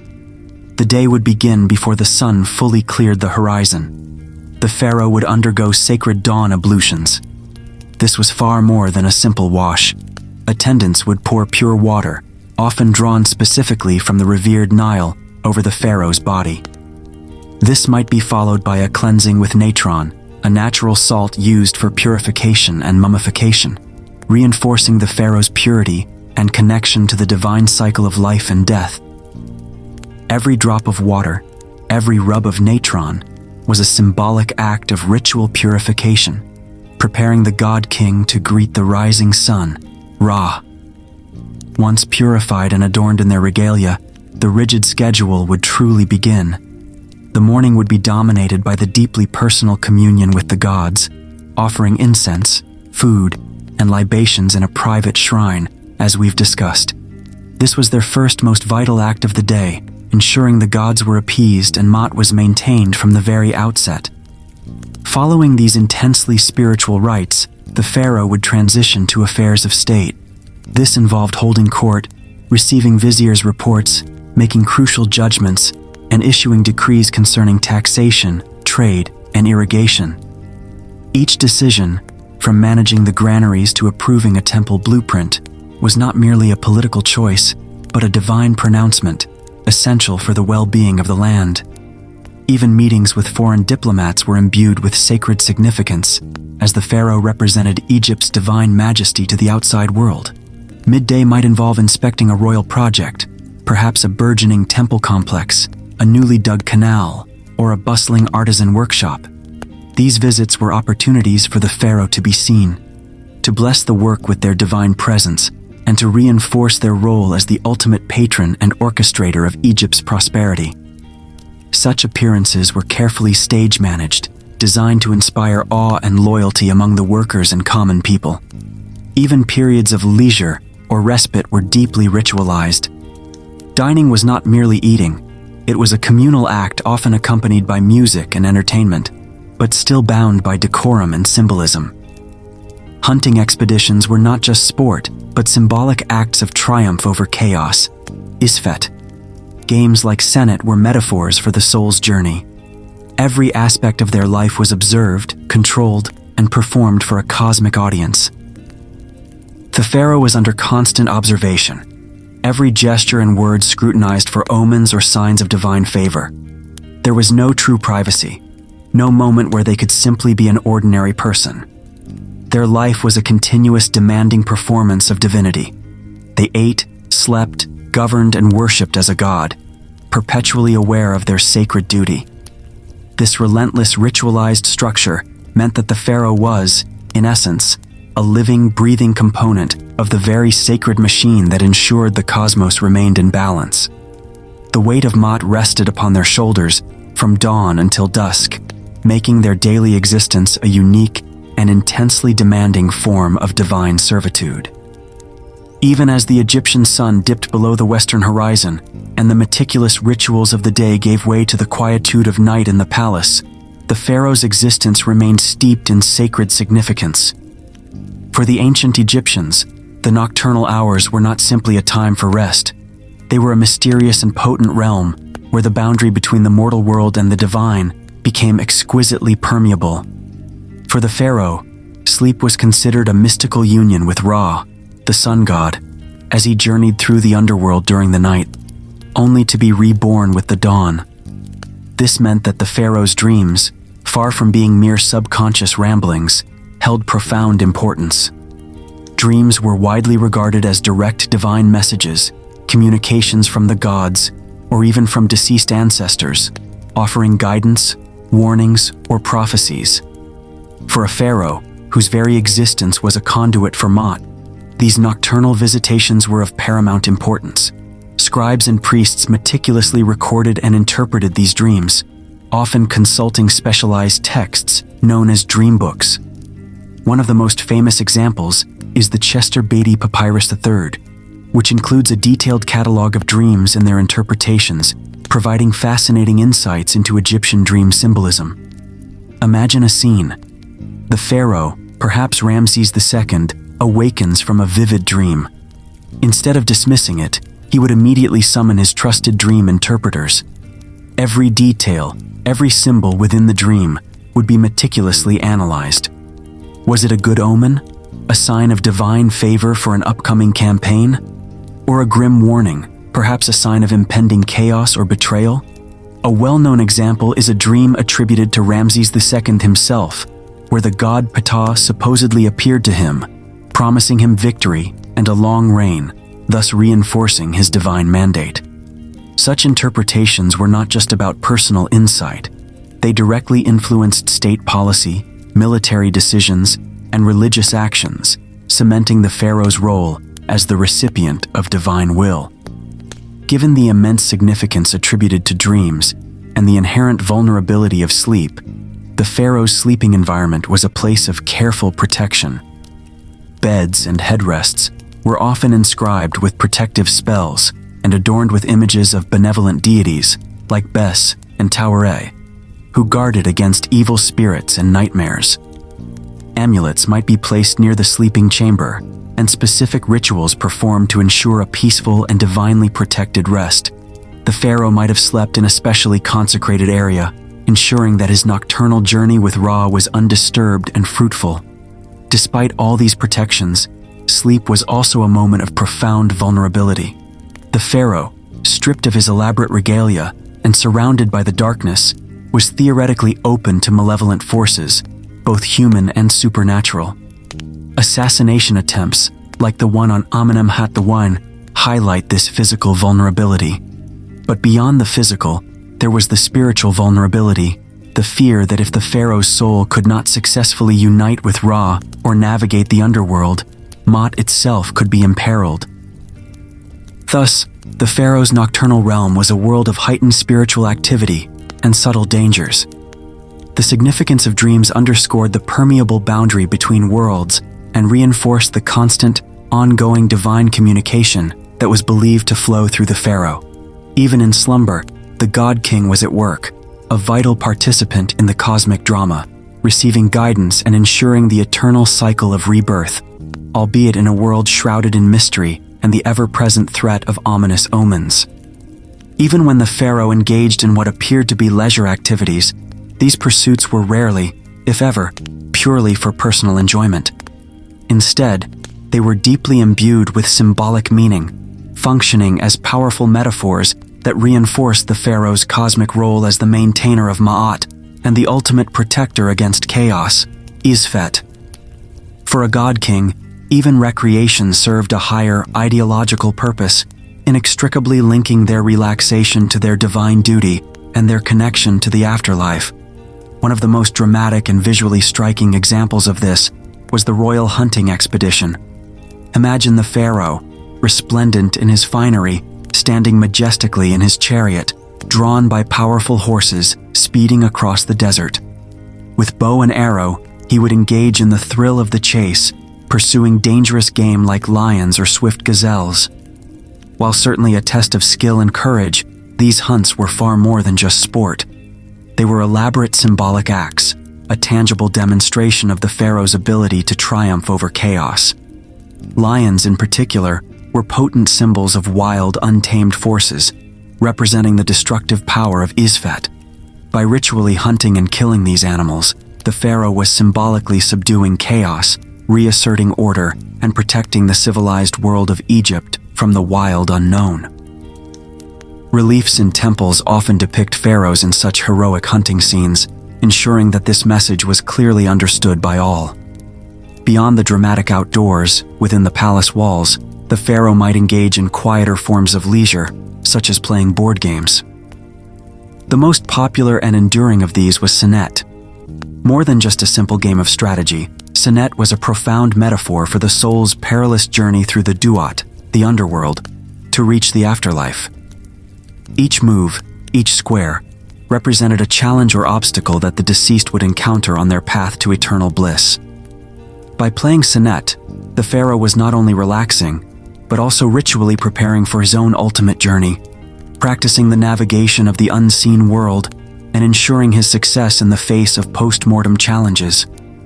It was a meditative exercise that reinforced his intimate connection to the afterlife and his own destiny among the gods. Even seemingly simple acts like quiet contemplation in the royal gardens or participating in elaborate feasting were connected to their cosmic role. Gardens, with their orderly rows of plants and serene pools, were microcosms of Maat, perfectly ordered reflections of the divine cosmos. Feasts, though certainly pleasurable, were often communal events, reinforcing social harmony and the pharaoh's bounty, which was seen as a direct blessing from the gods. They were moments of abundance and order, direct opposites to the starvation and disarray that Isfet could bring. In essence, the pharaoh's recreation was never truly separated from his divine duties.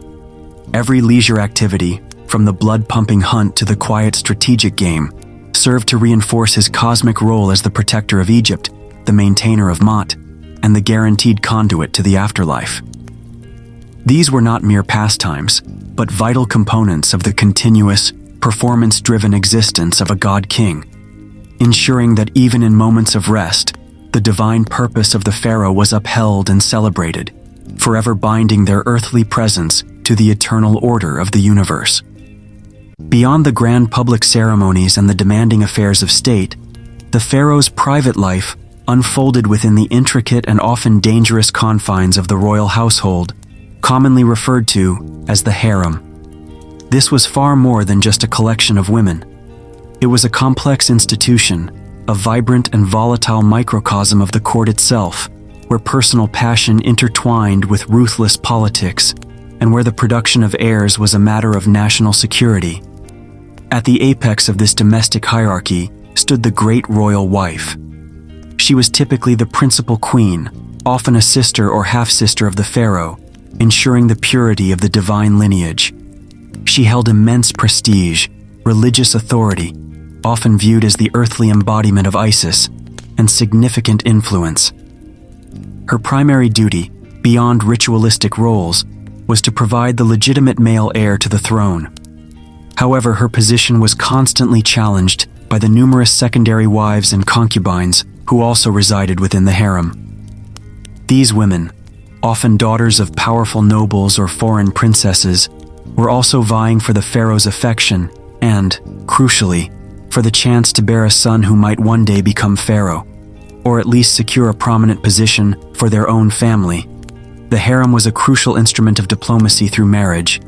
Pharaohs routinely married foreign princesses from powerful neighboring kingdoms, like Mitanni, Babylonia, or the Hittite Empire. These marriages, while sometimes creating genuine affection, were primarily political alliances, forging bonds between empires and ensuring peace or strategic advantage. These foreign wives, often bringing substantial dowries, would reside in the Egyptian harem, sometimes maintaining their own cultural practices, but ultimately integrated into the pharaoh's expansive domestic world. The internal dynamics of the harem were a perpetual source of fierce competition for influence. Mothers would push for their sons, wives for their own prominence, and factions could easily form around favored individuals. While direct evidence is often scarce, the subtle manipulations, whispers, and outright scheming within this gilded cage must have been constant. Consider the dynamic during the long reign of Ramses II, a pharaoh known for his vast family. He had a beloved great royal wife, Nefertari, whose beauty and prominence are immortalized in the smaller temple at Abu Simbel, built in her honor. She appears frequently by his side in monumental art, clearly a favored consort. However, Ramses also had other significant wives, notably Isetnofret, who bore him Merneptah, the son who would eventually succeed him.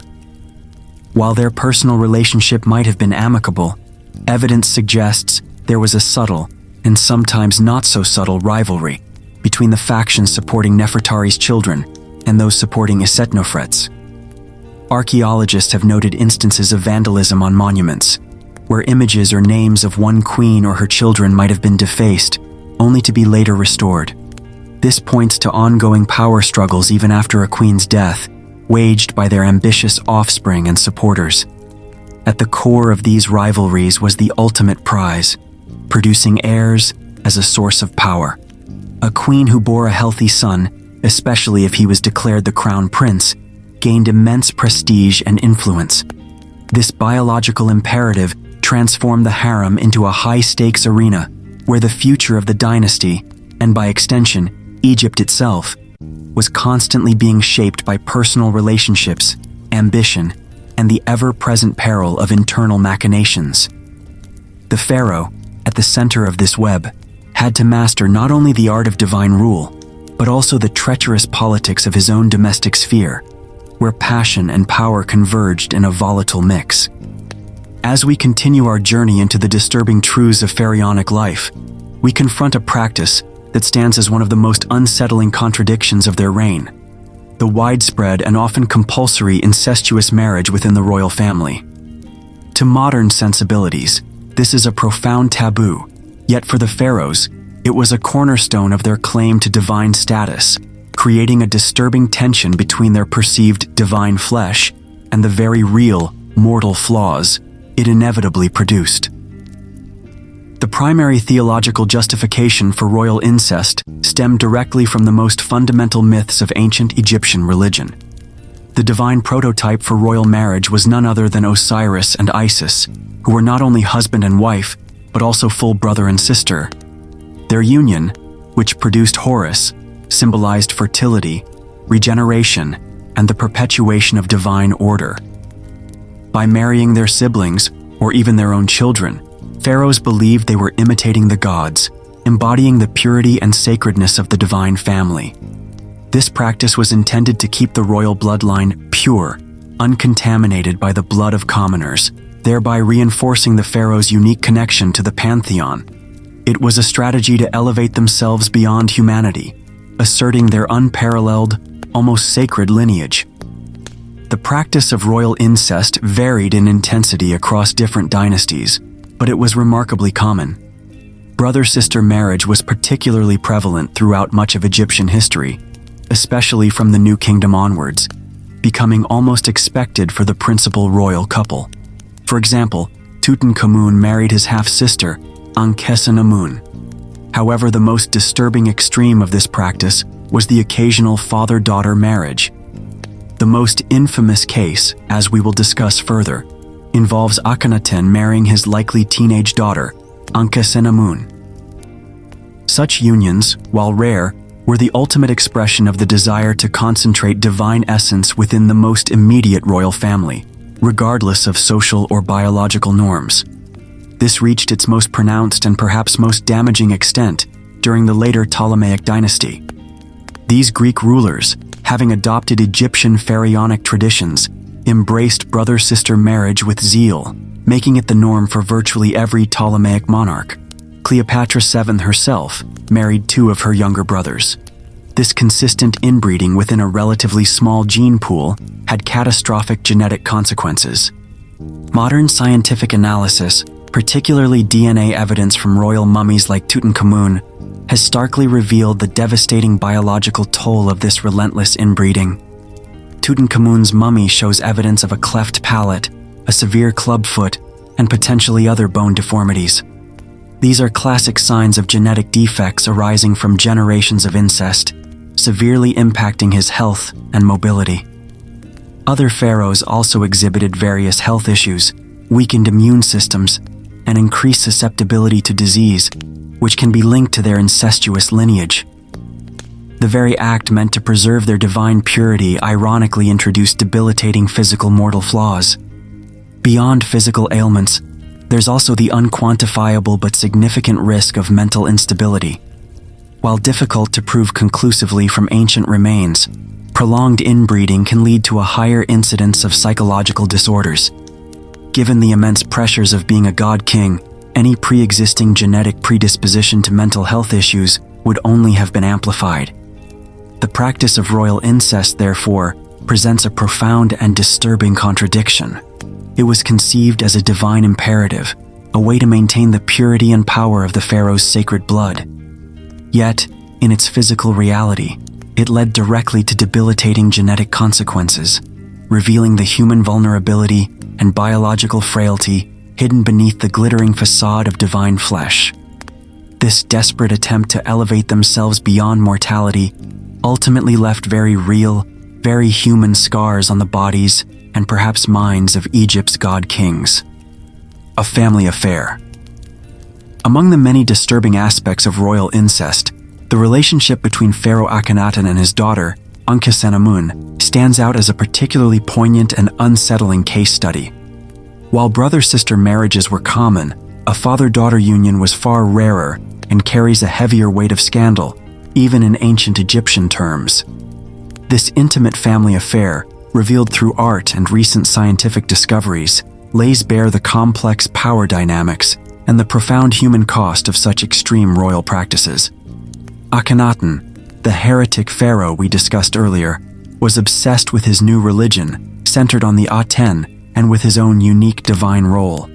His great royal wife was the famously beautiful Nefertiti. However, evidence strongly suggests that at some point, likely late in his reign, Akhenaten took his own daughter, Ankhesenamun, who was probably still a teenage girl at the time, as his wife. This is inferred from inscriptions where she is identified as Great Royal Wife, alongside Akhenaten, combined with DNA evidence that identifies her as Akhenaten's biological daughter from his marriage to Nefertiti. The notion of a father marrying his daughter, even for divine justification, highlights the extremes to which Akhenaten pushed traditional boundaries in his quest for unique spiritual purity and power. The art of the Amarna period, Akhenaten's short-lived capital, offers a fascinating, albeit disturbing glimpse into this family dynamic. Unlike the rigid, idealized portrayals of earlier pharaohs, Amarna art is characterized by a more naturalistic, intimate style. In several reliefs and sculptures, Akhenaten is depicted in surprisingly tender and informal poses with his family. These scenes sometimes show him with Ankhesenamun, displaying an apparent intimacy that, given their relationship, is jarring to modern eyes. While such depictions served the propaganda purpose of showcasing the royal family as the sole intermediaries to the Aten, they also inadvertently reveal the unsettling reality of their union. What's even more disquieting are the implications for their progeny. While the exact details remain debated, it's probable that daughters, and possibly even granddaughters, were born from this union. Imagine the generational cycle of incest, concentrating genetic vulnerabilities with each successive birth. While the names of these potential children are known from limited inscriptions, their ultimate fate is obscure, adding another layer of sadness to this already tragic narrative. The human element of this family affair is crucial. What was the psychological toll on Ankhesenamun? Born into a radical religious revolution, witnessing her father dismantle ancient traditions, then becoming his wife as a young girl, only to marry her half-brother Tutankhamun after her father's death, and likely suffer the tragedy of stillborn children herself. Her life was one of profound upheaval and personal trauma. The DNA evidence of Tutankhamun's own severe genetic defects stemming from repeated incestuous unions, including his parents and his own, offers a chilling post-mortem indictment of these practices. His clubfoot and other ailments are direct consequences of this obsessive pursuit of divine blood purity. After Tutankhamun's premature death, Ankhesenamun effectively disappears from the historical record, despite seemingly attempting to secure a powerful foreign husband, a Hittite prince, according to a controversial letter, to protect her position and Egypt's independence. Her ultimate fate remains unknown, swallowed by the political turmoil that followed her family's radical reign. This specific case of Akhenaten and Ankhesenamun is more than just a historical curiosity. It's a profound, disturbing case study of how unchecked absolute power, combined with an intense theological drive for purity, could lead to profoundly unnatural relationships and devastating biological and psychological consequences. It underlines the chilling human cost extracted by the pharaoh's divine pretension, leaving a tragic legacy of fragile bodies and forgotten lives. The Great Pyramid. From the intimate and disturbing family affairs of the New Kingdom, we now journey back in time to the Old Kingdom, to witness the zenith of pharaonic ambition and the staggering scale of their pursuit of the afterlife. Here, we encounter Khufu, also known by his Greek name Cheops, the pharaoh whose name is synonymous with the single most iconic structure in ancient Egypt, the Great Pyramid of Giza. This monument stands as a testament to unparalleled human effort and a chilling reminder of the logistical marvel and the immense human cost driven by one man's relentless quest for immortality. Khufu's ambition was clear: to surpass the achievements of his father, Sneferu, who was himself a prolific pyramid builder, responsible for at least 3 major pyramids, including the Bent Pyramid and the Red Pyramid. Khufu wanted to build something even grander, a monument that would defy time and truly elevate him among the gods, and he succeeded spectacularly. The sheer scale of the Great Pyramid is almost incomprehensible even today. Originally standing at 481 feet, 146.6 meters high, it was the tallest man-made structure in the world for over 3,800 years. It is estimated to contain approximately 2.3 million massive stone blocks, each weighing on average 2.5 to 15 tons, with some granite blocks in the king's chamber weighing up to 80 tons. Moving and precisely placing these colossal stones without modern machinery remains a subject of awe and scientific debate. The brilliant mind behind this colossal undertaking was likely Hemiunu, Khufu's vizier and chief of all royal works, whose tomb still stands near the pyramid. He was the architect, engineer, and logistical genius who translated Khufu's divine ambition into a tangible reality. Crucially, the vast workforce that built the Great Pyramid consisted primarily of skilled laborers, not slaves, as popular myth often portrays. These were highly organized, well-fed, and temporary workers, many of them farmers who worked on the pyramid during the annual Nile flood season when their fields were submerged.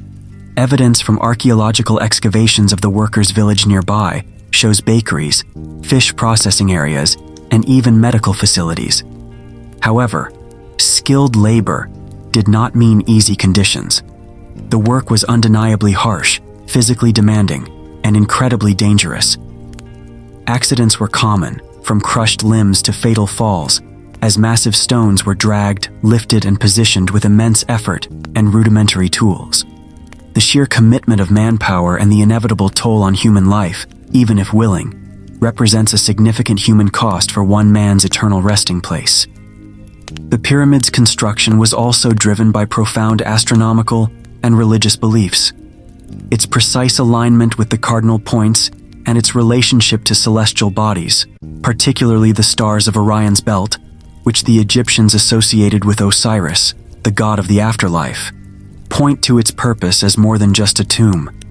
It was intended as a cosmic conduit, a literal resurrection machine designed to facilitate Khufu's transformation into a star, and ensure his successful journey to the afterlife to rule alongside Ra and Osiris. Every carefully placed block, every intricate passage, was part of this grand theological design. The Great Pyramid of Khufu is thus not just an architectural wonder. It is a profound monument to the staggering human cost and logistical marvel that stemmed directly from a pharaoh's single-minded quest for immortality. It embodies the ultimate expression of absolute power harnessed to defy death, demonstrating the extraordinary lengths to which an entire civilization could be mobilized to secure the eternal life of its divine ruler. Valley of the Kings. From the colossal sun-drenched monuments of Giza, our journey into the pharaoh's afterlife obsession takes a dramatic turn. By the time of the New Kingdom, circa 1550–1070 BCE, the grand, highly visible pyramids had become less about eternal glory and more about inviting rampant tomb robbery. The answer to this persistent threat was a significant shift from pyramids to hidden tombs, carved deep into the desolate, sun-baked cliffs of the west bank of the Nile, in what became known as the Valley of the Kings. The geology of the valley itself lent itself perfectly to this new strategy. Composed of soft limestone, it allowed for relatively easy carving, yet its rugged, barren landscape provided natural camouflage and offered few visible landmarks, making the tombs incredibly difficult to locate. The valley's natural amphitheater-like shape also made it easier for royal guards to patrol and monitor, at least in theory, the entrances. This was a direct response to the failures of the pyramid builders to protect their pharaohs' eternal resting places. The focus had decisively shifted to security. The structure of these subterranean royal tombs was meticulously planned and often elaborate. Typically, they began with a long, steeply descending corridor, sometimes with steps, leading deep into the bedrock. This corridor often transitioned into a series of chambers, each with a specific purpose. There might be a well shaft, initially thought to be a trap for robbers, but more likely a symbolic representation of the underworld's waters or a ritualistic purification point. Beyond this, a pillared hall might lead to subsequent rooms, including storage chambers for grave goods. The ultimate destination was the burial chamber itself, often vast and sometimes containing multiple sarcophagi. Some tombs featured additional side chambers for queens, concubines, or even a king's mummified ancestors. What truly transformed these rock-cut tombs into spiritual powerhouses was their elaborate decoration. Every wall, every ceiling, was meticulously painted with vibrant colors, illustrating complex religious texts and scenes. The most prominent of these were excerpts from the Book of the Dead, a collection of spells and prayers intended to guide the deceased pharaoh through the perils of the underworld, help them overcome demons, and pass the final judgment before Osiris. Other key texts included the Amduat, that which is in the underworld, which meticulously mapped Ra's journey through the nocturnal hours of the underworld, hour by hour, a path the pharaoh's soul was expected to follow. These images and texts weren't just art, they were magical instructions, vital for the pharaoh's successful rebirth and his continuation of rule in the afterlife. Despite the shift to hidden locations, even the Valley of the Kings was not entirely immune to robbery. Most pharaohs' tombs were plundered in antiquity. This makes the discovery of KV-62, the tomb of Tutankhamun, so extraordinary. His tomb, remarkably preserved and virtually untouched by major robbers, was largely overlooked because it was a relatively small tomb, and its entrance was eventually buried by debris from another excavation, becoming truly hidden. Its untouched state offered an unprecedented look into the complete funerary arrangements, confirming the elaborate spiritual preparation and the sheer wealth dedicated to the pharaoh's afterlife journey. In essence, the Valley of the Kings represents a sophisticated evolution in tomb design, born from necessity but executed with profound religious devotion. The absolute focus on security was paramount, reflecting the pharaoh's desperate desire to protect their bodies and their pathway to eternity. Yet, hand in hand with this pragmatism was an even greater emphasis on elaborate spiritual preparation, ensuring that the God King had every magical tool and textual guide necessary to successfully navigate the underworld and achieve their divine destiny, forever binding their terrestrial reign to their eternal purpose. Having delved into the grand tombs and their hidden treasures, it's time to examine the most intimate and perhaps most iconic aspect of the pharaoh's journey to eternity: mummification. This wasn't merely a macabre preservation technique, it was a highly sacred, intricate, and technologically advanced 70-day process, meticulously designed to transform the mortal body into an incorruptible, eternal vessel for the deceased's soul, Ka and Ba, to inhabit in the afterlife. It was, in essence, the ultimate act of ensuring immortality. The process began immediately after death, a race against decomposition. The first and most critical step involved the removal of organs.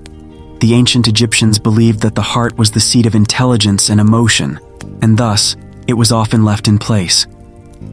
However, the other internal organs, the liver, lungs, stomach, and intestines, were carefully extracted through an incision made on the left side of the abdomen. The most delicate and perhaps startling removal was that of the brain, which was considered relatively unimportant. It was typically extracted by inserting a long hooked instrument through the nostrils, stirring the brain tissue until it liquefied, and then draining it out through the nose.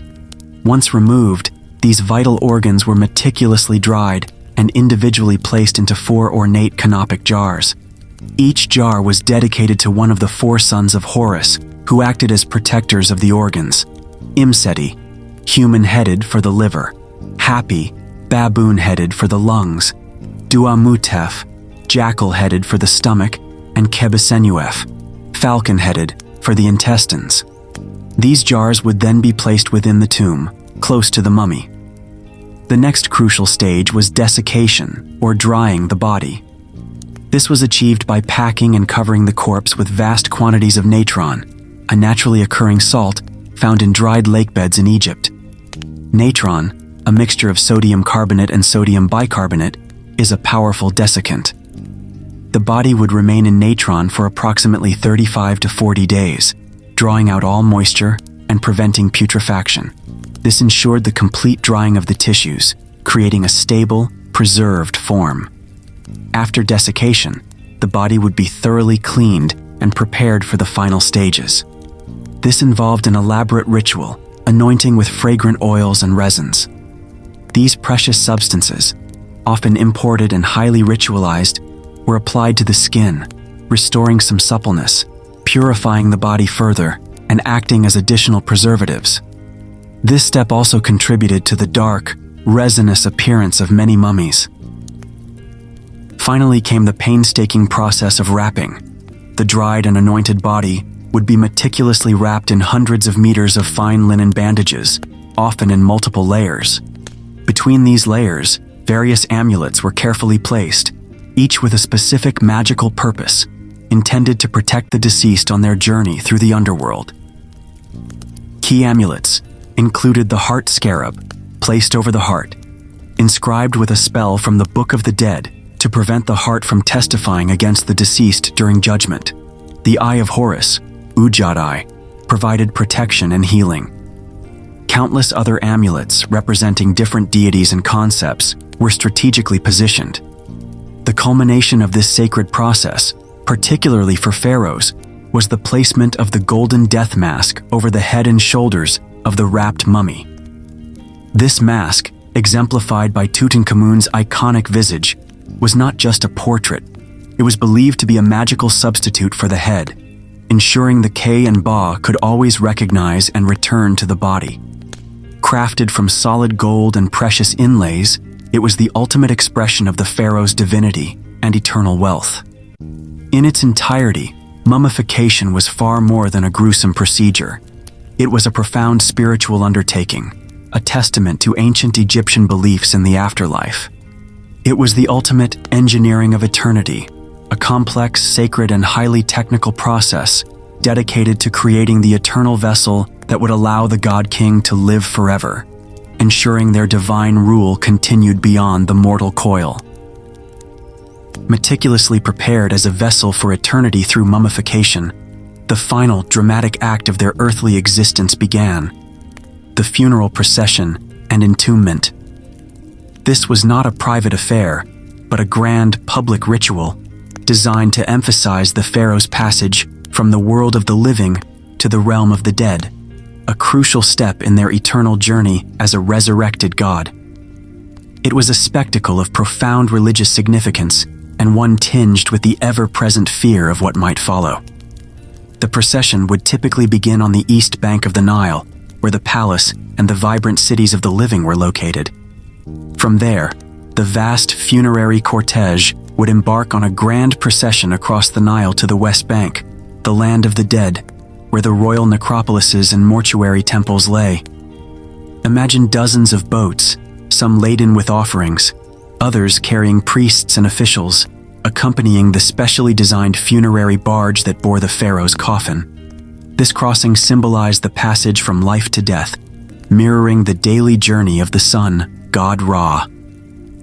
On the West Bank, a throng of mourners would gather, often including professional wailing women who would beat their breasts, tear their hair, and lament loudly to express profound grief and evoke sorrow from onlookers.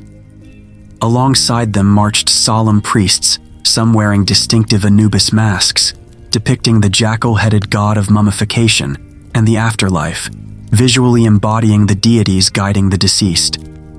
The heavy sarcophagus, containing the nested coffins and the mummy, would be transported on a massive sledge, pulled by teams of oxen or numerous men, laboriously dragged across the desert plain towards the tomb entrance. This slow, arduous journey further emphasized the gravity of the occasion. Upon reaching the tomb, the most crucial and mystical ceremony would take place, the opening of the mouth ceremony. Performed by the pharaoh's heir or a designated high priest, this ritual was vital. Using specialized implements, priests would symbolically touch the mouth, eyes, nose, and ears of the mummy and its coffin, as well as cult statues of the deceased. This act was believed to magically reanimate the senses, allowing the deceased pharaoh to breathe, see, hear, and eat again in the afterlife. Without this ceremony, the Ka and Ba could not properly inhabit the body or partake of offerings, thus dooming the pharaoh's eternal existence. Following this spiritual reanimation, the grand task of placing the sarcophagus in the burial chamber would commence. This was an immense logistical challenge, especially for the colossal stone sarcophagi of pharaohs, often weighing many tons. Using ramps, ropes, and sheer manpower, the sarcophagus would be carefully lowered into its final resting place, often sealed within multiple layers of protection: nested coffins, stone sarcophagi, and perhaps even a gilded shrine. Once the sarcophagus was secure, the chamber would be filled with the vast array of tomb goods, furniture, chariots, jewelry, food, and thousands of Shabti figurines, all meticulously arranged for the pharaoh's eternal comfort. Finally, with all offerings in place and the pharaoh symbolically prepared for eternity, the tomb would be sealed. Passageways would be blocked with massive stone slabs, concealed, and sometimes even filled with rubble to deter intruders. Despite all these precautions, a pervasive fear of robbers remained, a well-founded dread given the immense wealth buried with the pharaohs. The efforts to hide, seal, and even curse tombs were ultimately a desperate, often futile attempt to protect the divine body and its treasures from human greed, allowing the pharaoh to complete his final journey undisturbed and achieve his destined place among the gods. Our journey through the lives of the pharaohs has brought us to Cleopatra, the last truly independent ruler to bear the ancient title. But her story is inseparable from the dynasty that preceded her, a fascinating and often disturbing period known as the Ptolemaic Interlude. This era began not with an Egyptian, but with a Macedonian conqueror, Alexander the Great. In 332 BCE, Alexander swept through Egypt, encountering little resistance. The Egyptians, weary of Persian rule, largely welcomed him as a liberator. Crucially, Alexander himself paid homage to the Egyptian gods, visiting the oracle of Amun at Siwa Oasis and being declared a son of Amun-Ra, thus subtly adopting a pharaonic legitimation for his conquest. Upon his premature death in 323 BCE, his vast empire was divided among his generals, and Egypt fell to Ptolemy I's Soter, who would found the Ptolemaic dynasty. Ptolemy I, a shrewd and pragmatic leader, quickly understood the unique challenge of ruling Egypt. To legitimize their foreign rule over a deeply traditional and religious people, the Ptolemies embarked on a deliberate strategy of fusion. They were Greek rulers, but they skillfully adopted Egyptian trappings. They took on the traditional pharaoh title, presented themselves in Egyptian regalia on temple reliefs, and even issued decrees in hieroglyphs. This was not a complete cultural assimilation, but a strategic appropriation of ancient symbols of power. Nowhere is this fusion more evident than in their temple building.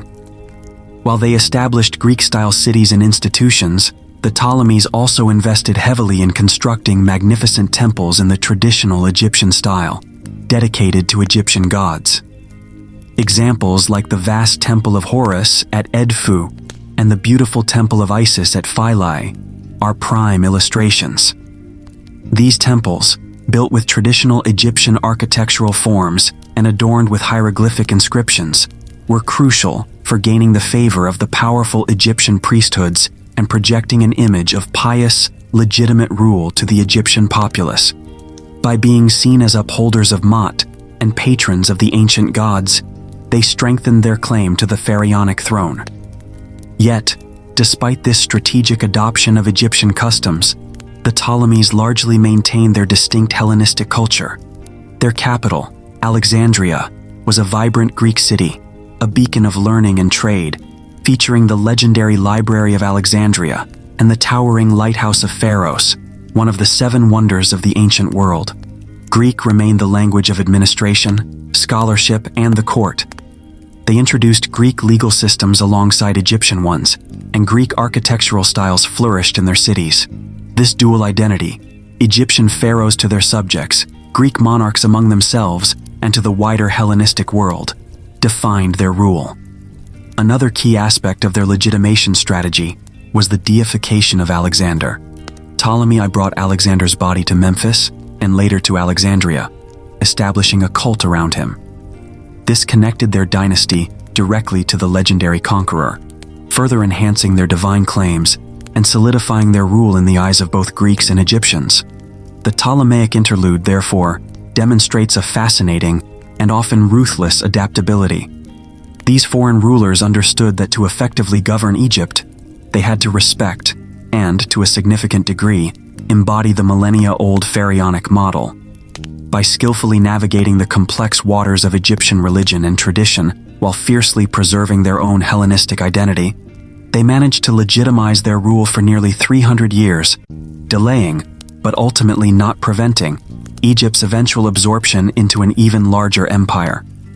The Ptolemaic interlude in Egyptian history, though ruled by Greek monarchs, was a fascinating blend of Hellenistic culture and ancient Egyptian tradition, often leading to unique and sometimes unsettling tales. These stories of bones, constellations, and conspiracies perfectly illustrate the Ptolemaic kings' and queens' efforts to maintain power through a mix of religious adaptation, personal belief, and ruthless intrigue, often reflecting the violent realities of court life. One poignant story that showcases the Ptolemaic embrace of both science and superstition is that of Berenice II, wife of Ptolemy III Euergetes, reigned 246 to 222 BCE. When her husband departed for war, Berenice made a solemn vow to sacrifice her beautiful hair if he returned safely. Upon his victorious return, she fulfilled her promise, cutting her tresses and offering them as a votive to the goddess Aphrodite at the temple of Zephyrium. However, the hair mysteriously disappeared from the temple. To appease the distraught queen, the court astronomer Conon of Samos, or perhaps Eratosthenes, dramatically claimed that the gods themselves had taken Berenice's hair and placed it in the heavens, creating a new constellation. This became known as Coma Berenice's hair, a rare instance of a constellation named after a historical figure. This tale highlights the Ptolemaic blending of personal piety, scientific observation, and clever propaganda to reinforce royal mystique. Dreams, as we've seen, were deeply significant in ancient Egypt, and this belief persisted under the Ptolemies. The Dream Book of Papyrus, Chester Beatty III, dating from the Ramesside period but certainly influential throughout Egyptian history, including the Ptolemaic era, categorizes dreams as either good or bad omens and provides specific interpretations. For the Ptolemaic rulers, constantly navigating political dangers and seeking divine favor, dream interpretation would have been a vital tool. Whether a pharaoh dreamt of a serpent or a lion, the interpretation could influence decisions on state policy, military campaigns, or even personal actions, showcasing the lingering power of ancient Egyptian superstition even within a Hellenistic court. However, the most chilling tales from the Ptolemaic court are often those of raw power and brutal ambition. The murder of Queen Arsinoe III in 204 BCE, following the death of her husband, Ptolemy IV Philopator, is a prime example.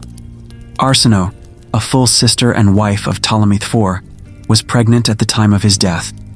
Fearing her influence over the young heir, Ptolemy V, and eager to seize control, two powerful regents, Agathocles and Sosibius, arranged for her assassination. She was likely suffocated or poisoned, with her body then displayed to look like an accident. This act of cold-blooded regicide was meant to consolidate their power, but the plot backfired spectacularly. Arsinoe III was beloved by the Alexandrian populace. Her brutal murder, once it became public knowledge, ignited widespread outrage. The city erupted in riots, fueled by the popular desire for vengeance. The enraged mob, a powerful force in Alexandria, swiftly apprehended Agathocles, Sosibius, and their co-conspirators. The result was a horrific mob lynching, where the conspirators were brutally dragged through the streets and torn limb from limb. This violent popular retribution, rarely seen on such a scale against royal officials, starkly illustrates the volatile nature of Ptolemaic politics and the public's fierce attachment to their queens, underscoring the precariousness of power even for those at the very top. These Ptolemaic tales, whether of a queen's hair in the stars or the brutal end of schemers, reveal a complex tapestry of culture, belief, and conspiracy. They show how these foreign rulers skillfully adapted and often twisted existing Egyptian traditions, sometimes for genuine piety, sometimes for political gain, and often leading to the same violent ends that plagued the ancient pharaohs they sought to emulate. The Ptolemaic court, for all its Hellenistic veneer, remained a dangerous arena where power was maintained through a constant blend of intrigue and ruthless adaptation. After journeying through the lives of the pharaohs, from the pyramid builders to the last queen, a profound and disturbing truth becomes clear. For all its grandeur and supposed divine blessing, the pharaonic throne was a gilded cage, and the immense power it bestowed often came with a heavy, corrosive psychological toll. The unique blend of absolute power and the relentless expectation of divinity could easily breed deep-seated paranoia and lead a ruler down a path toward tyranny and extreme excess. Imagine the psychological weight of being considered a living god, the very embodiment of cosmic order. Every action, every word, every decision was imbued with sacred significance. There was no room for error, no moment of true vulnerability. This constant pressure to be flawless, to uphold Mot flawlessly, must have been suffocating. The pharaoh was not allowed the luxury of being merely human. They were perpetually performing a divine role. This unique status, while granting unchallenged authority, also led to profound isolation. Surrounded by fawning courtiers, ambitious family members, and a vast bureaucracy, the pharaoh was fundamentally alone at the pinnacle of power. Who could they truly trust? The chilling instructions of Amenemhat I, detailing his near assassination, serve as a stark historical warning of this inherent paranoia. This ancient text advises the future king, Senusret, to be on your guard against subordinates. Do not approach them in your loneliness. It paints a picture of a king wary of everyone, even those who shared his meals, a profound loneliness born from the constant threat of usurpation or betrayal. The gilded cage, for all its splendor, became a psychological prison, where every smile might hide a dagger, and every loyal gesture might conceal a hidden agenda. The temptation towards tyranny and excess was almost inherent in the system.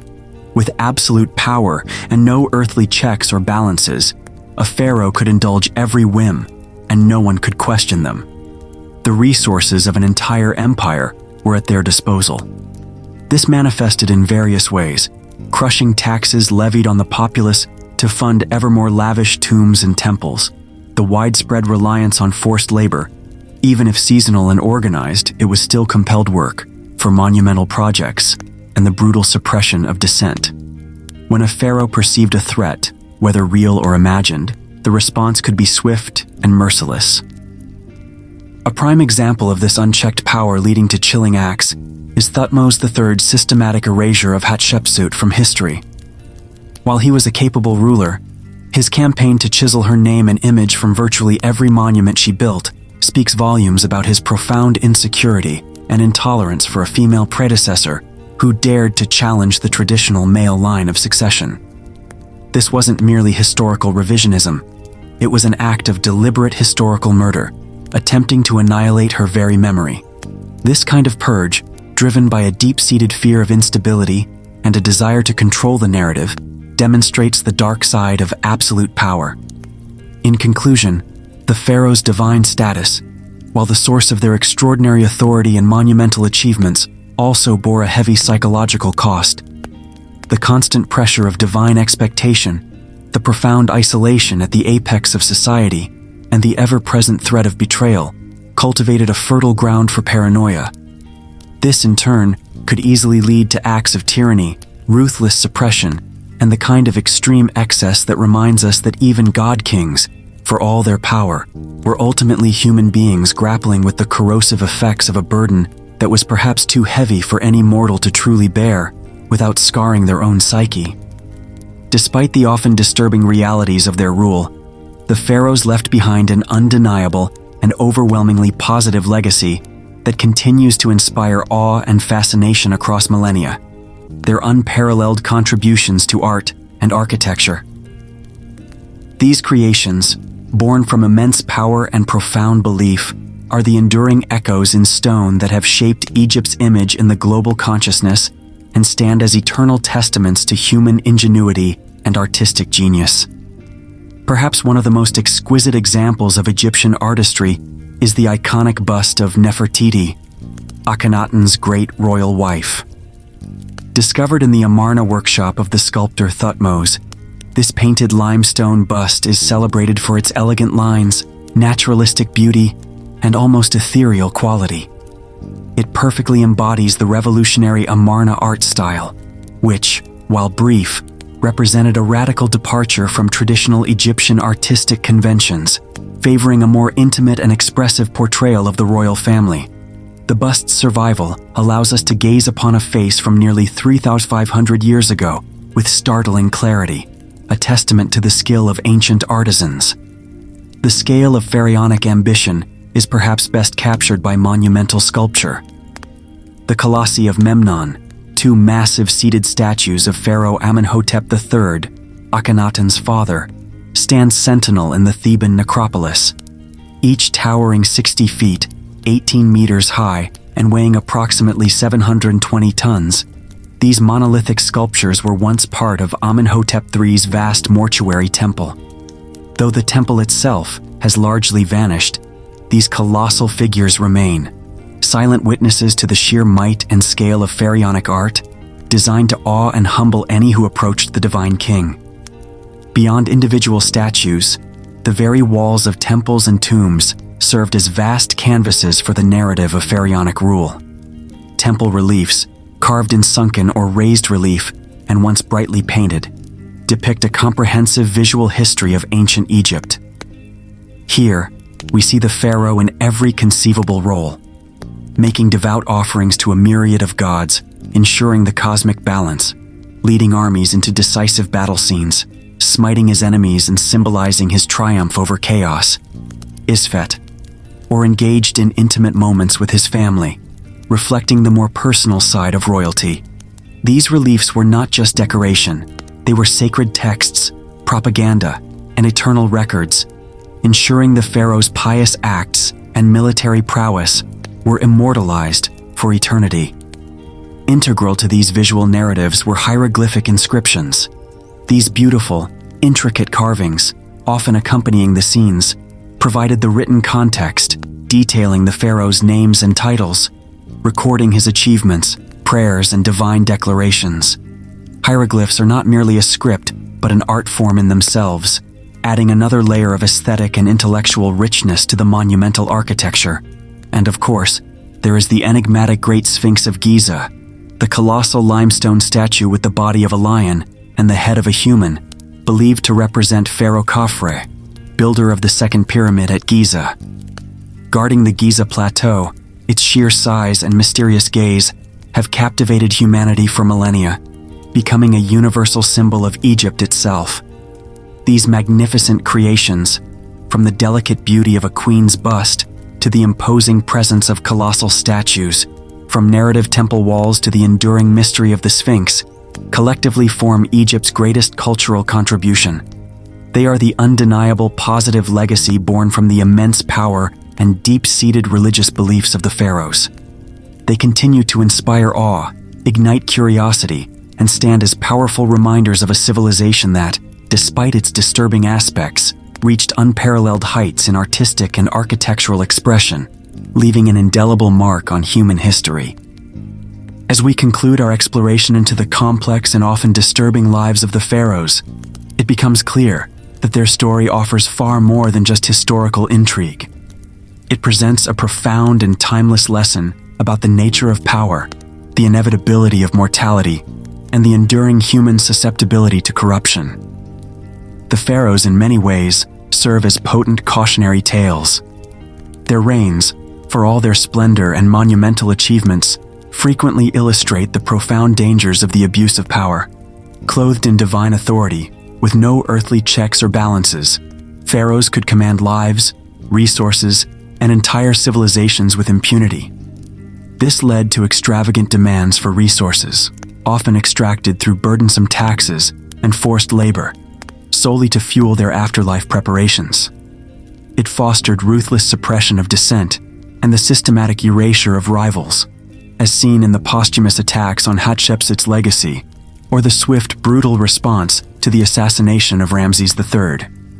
When one individual is deemed infallible and above the law, the potential for tyranny becomes boundless.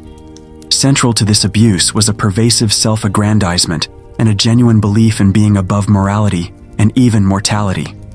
Pharaohs like Ramses II epitomized this, constructing colossal monuments not just to the gods, but to himself, defacing predecessors' works to claim their glory, and literally carving his ego into the landscape.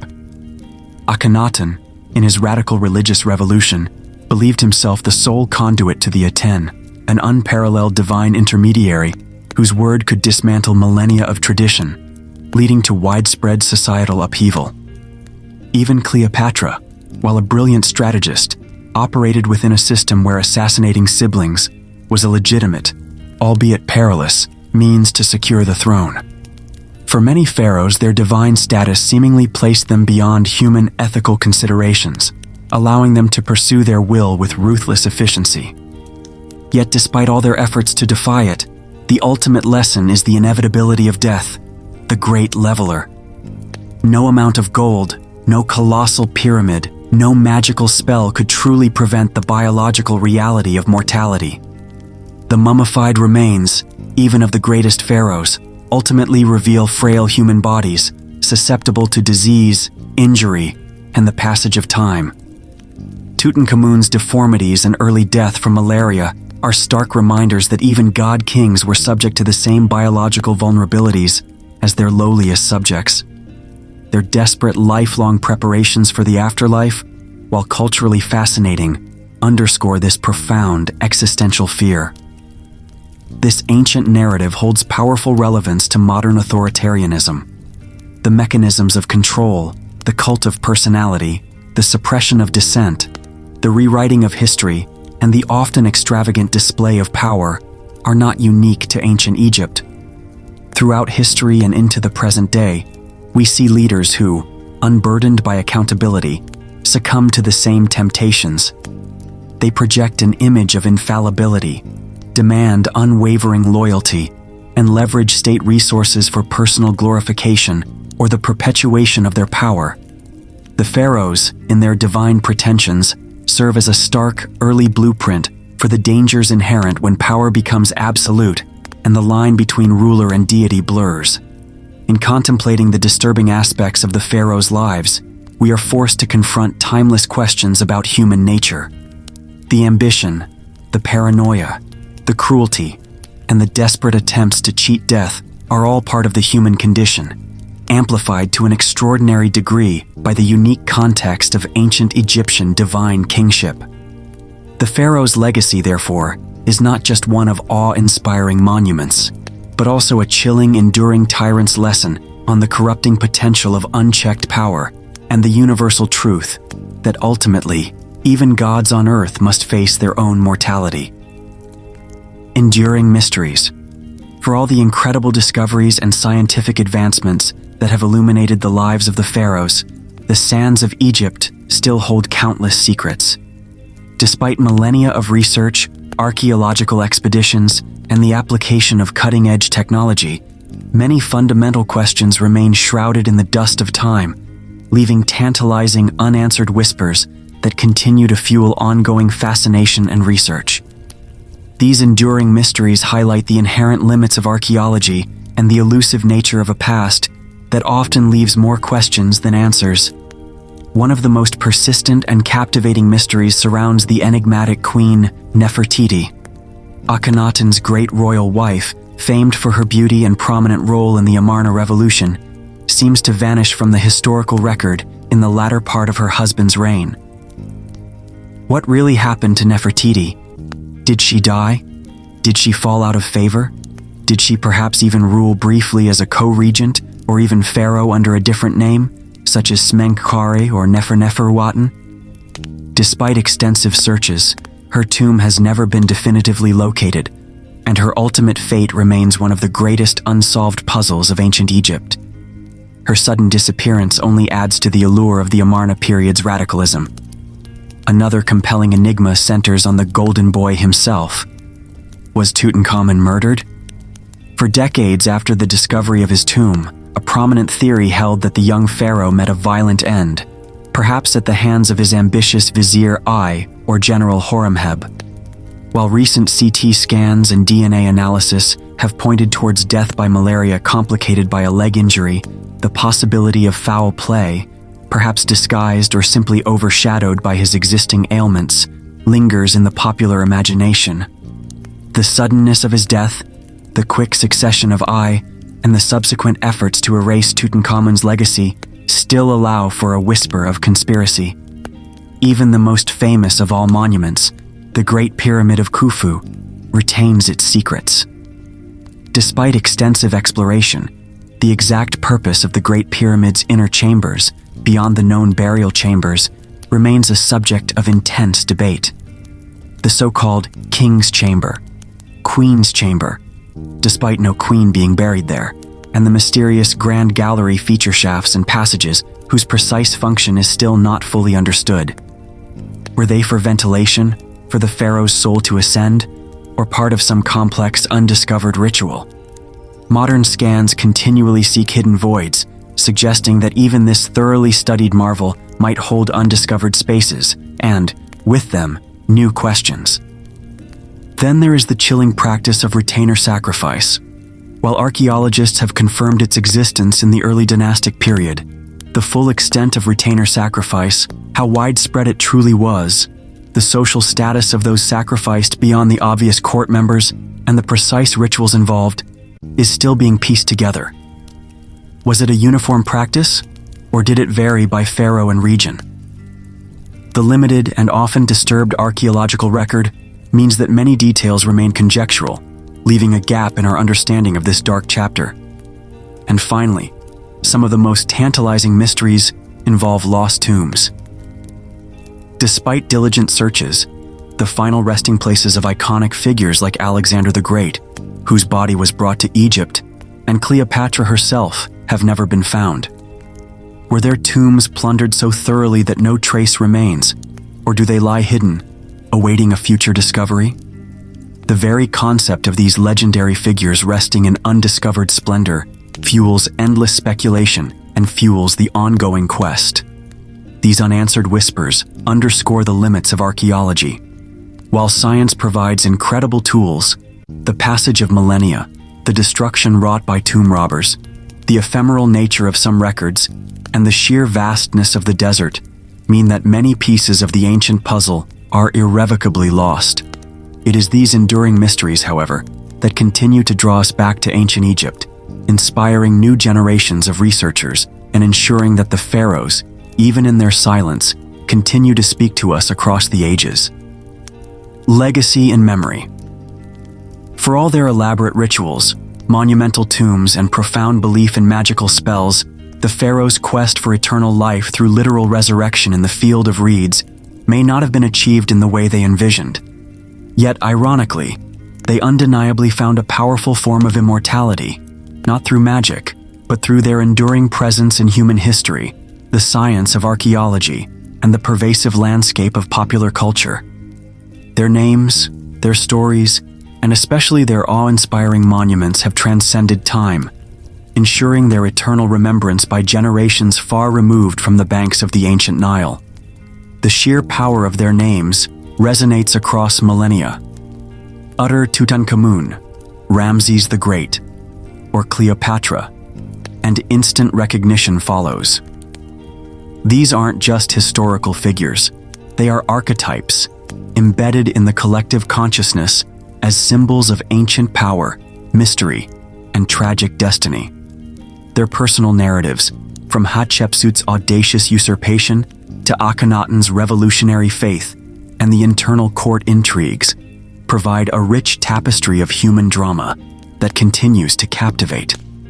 This enduring fascination is most tangibly expressed through archaeology. Every dig, every new papyrus fragment, every analysis of a mummy adds another layer to their story, keeping them alive in academic discourse and public imagination. The meticulous work of scholars and excavators, driven by sheer curiosity, ensures that the pharaohs are continually being rediscovered and reinterpreted, their lives breathed new life into with each new insight. The very act of scientific inquiry, far from demystifying them entirely, only deepens the appreciation for their complex world. Perhaps the most potent form of their achieved immortality lies in their monuments. The pyramids of Giza, the temples of Karnak and Luxor, the rock-cut wonders of Abu Simbel, and the hidden tombs of the Valley of the Kings are not merely ruins, they are global icons. They stand as testaments to an ancient civilization's ambition, artistic prowess, and profound belief system. Millions of tourists visit these sites annually, directly engaging with the physical legacy of the pharaohs, experiencing firsthand the scale of their vision. These structures literally embody their creators' desire for eternal recognition, and in this, they have been undeniably successful. The pharaohs' grip on popular culture is perhaps their most widespread form of contemporary immortality. The Tut mania that swept the globe after Howard Carter's 1922 discovery transformed an obscure boy king into an international superstar, inspiring fashion, music, and countless exhibitions. This fascination has continued unabated.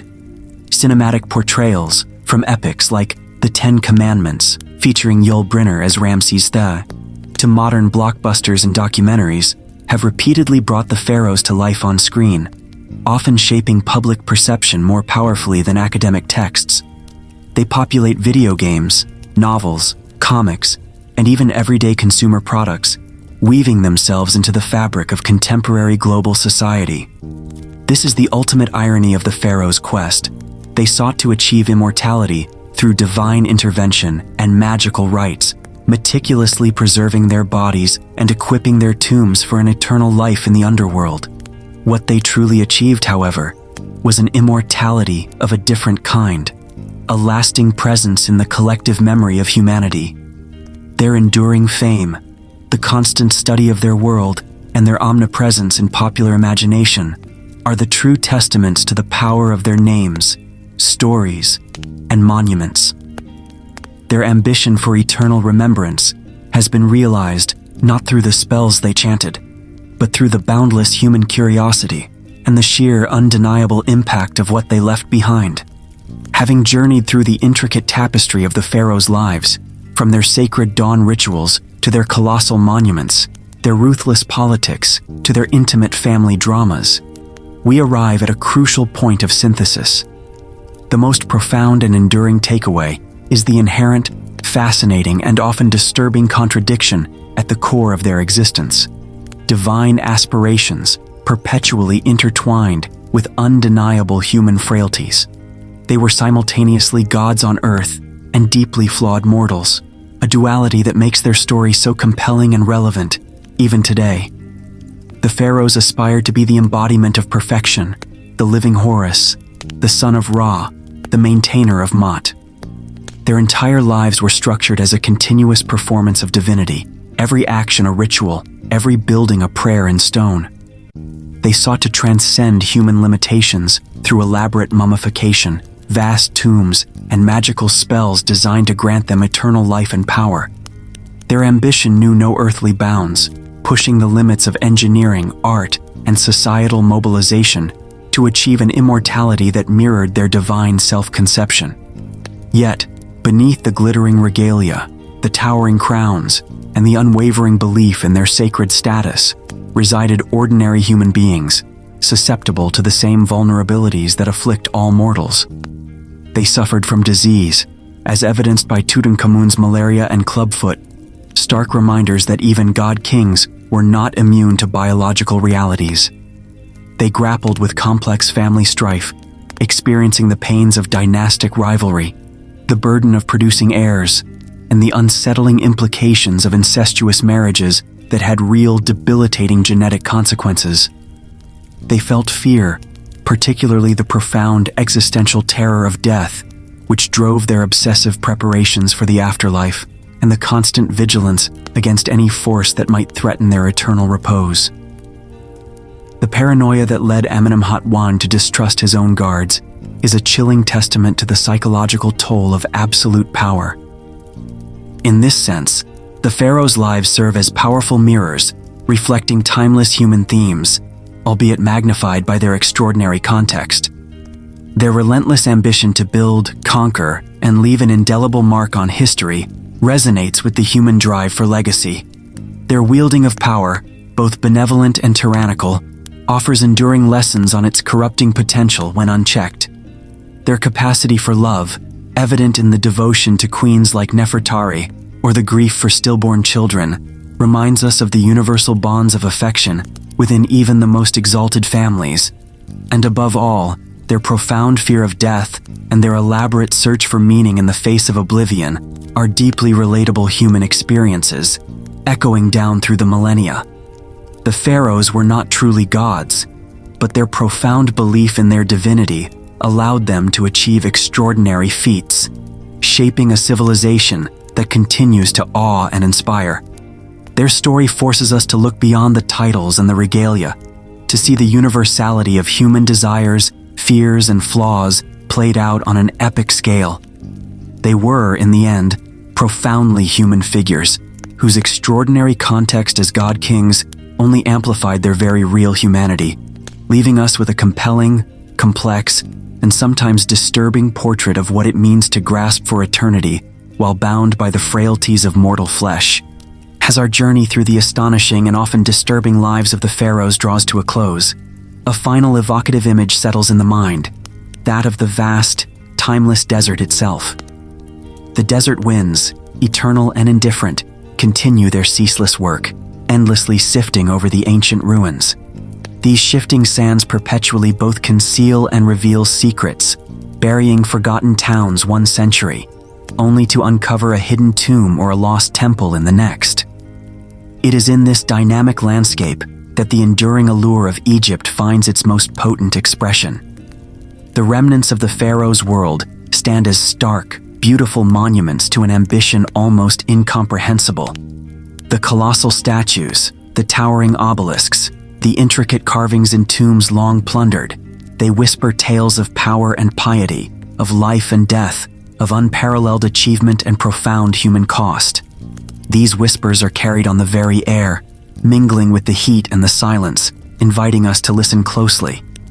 The Pharaohs, in their extraordinary quest for eternal life and unchallenged authority, left behind a legacy that is a complex tapestry of light and shadow. We have seen their magnificent triumphs, the engineering marvels of the pyramids, the artistic masterpieces of temple reliefs, the vastness of an empire held together for millennia. But we have also confronted their darkness, the chilling practice of retainer sacrifice, the ruthless paranoia, the abuses of absolute power, and the disturbing genetic tolls of their pursuit of divine purity. Yet, it is precisely this blend of triumph and darkness, of divinity and human fallibility, that makes their stories so compelling and so resonant. They challenge us to contemplate the very nature of leadership. What does it mean to hold absolute power? How does it shape the individual? What sacrifices, both personal and societal, are deemed acceptable in the pursuit of ultimate authority or eternal legacy? Their lives, lived out on a stage of cosmic significance, serve as a mirror, however ancient, reflecting back universal human themes. The Pharaohs' ambition, their love for their families, even if tragically expressed, their profound fear of oblivion, and their relentless search for meaning in a vast universe are not so alien to us. They underscore that beneath the gilded mask and the weight of the double crown, there lay a human being grappling with existence just as we do. The secrets of the Pharaohs are never truly exhausted. With every archaeological season, every technological innovation, a new fragment of their world might be brought to light, reshaping our understanding and deepening the mystery. The silence of the desert is not emptiness, it is pregnant with untold stories, with the echoes of lives lived on a scale almost unimaginable. And so, we offer a quiet farewell to the god-kings of ancient Egypt. They were not just rulers, they were the very axis of their universe, their lives a perpetual performance of a divine mandate. By contemplating their triumphs and their shadows, we not only delve into the heart of an ancient civilization, but also gain a deeper, more nuanced understanding of ourselves, of our own capacity for greatness, for cruelty, and for the enduring, desperate hope for a legacy that transcends the fleeting span of mortal life. The whispers from the sands will continue, if only we pause to listen. The Pharaohs' quest for immortality led to both breathtaking achievements and profound darkness. Their stories offer timeless lessons on power's complexities and humanity's enduring quest for meaning. Our journey ends here tonight, and you're likely deep asleep by now. If not, perhaps the thought of sleep's embrace will soon take hold. Just give me one more moment. Hit that subscribe button so you're notified daily and don't have to search for our videos. Press like to show you appreciated joining us on this journey, and please share this video so others can join us next time. And don't forget to type "good night" in the comments.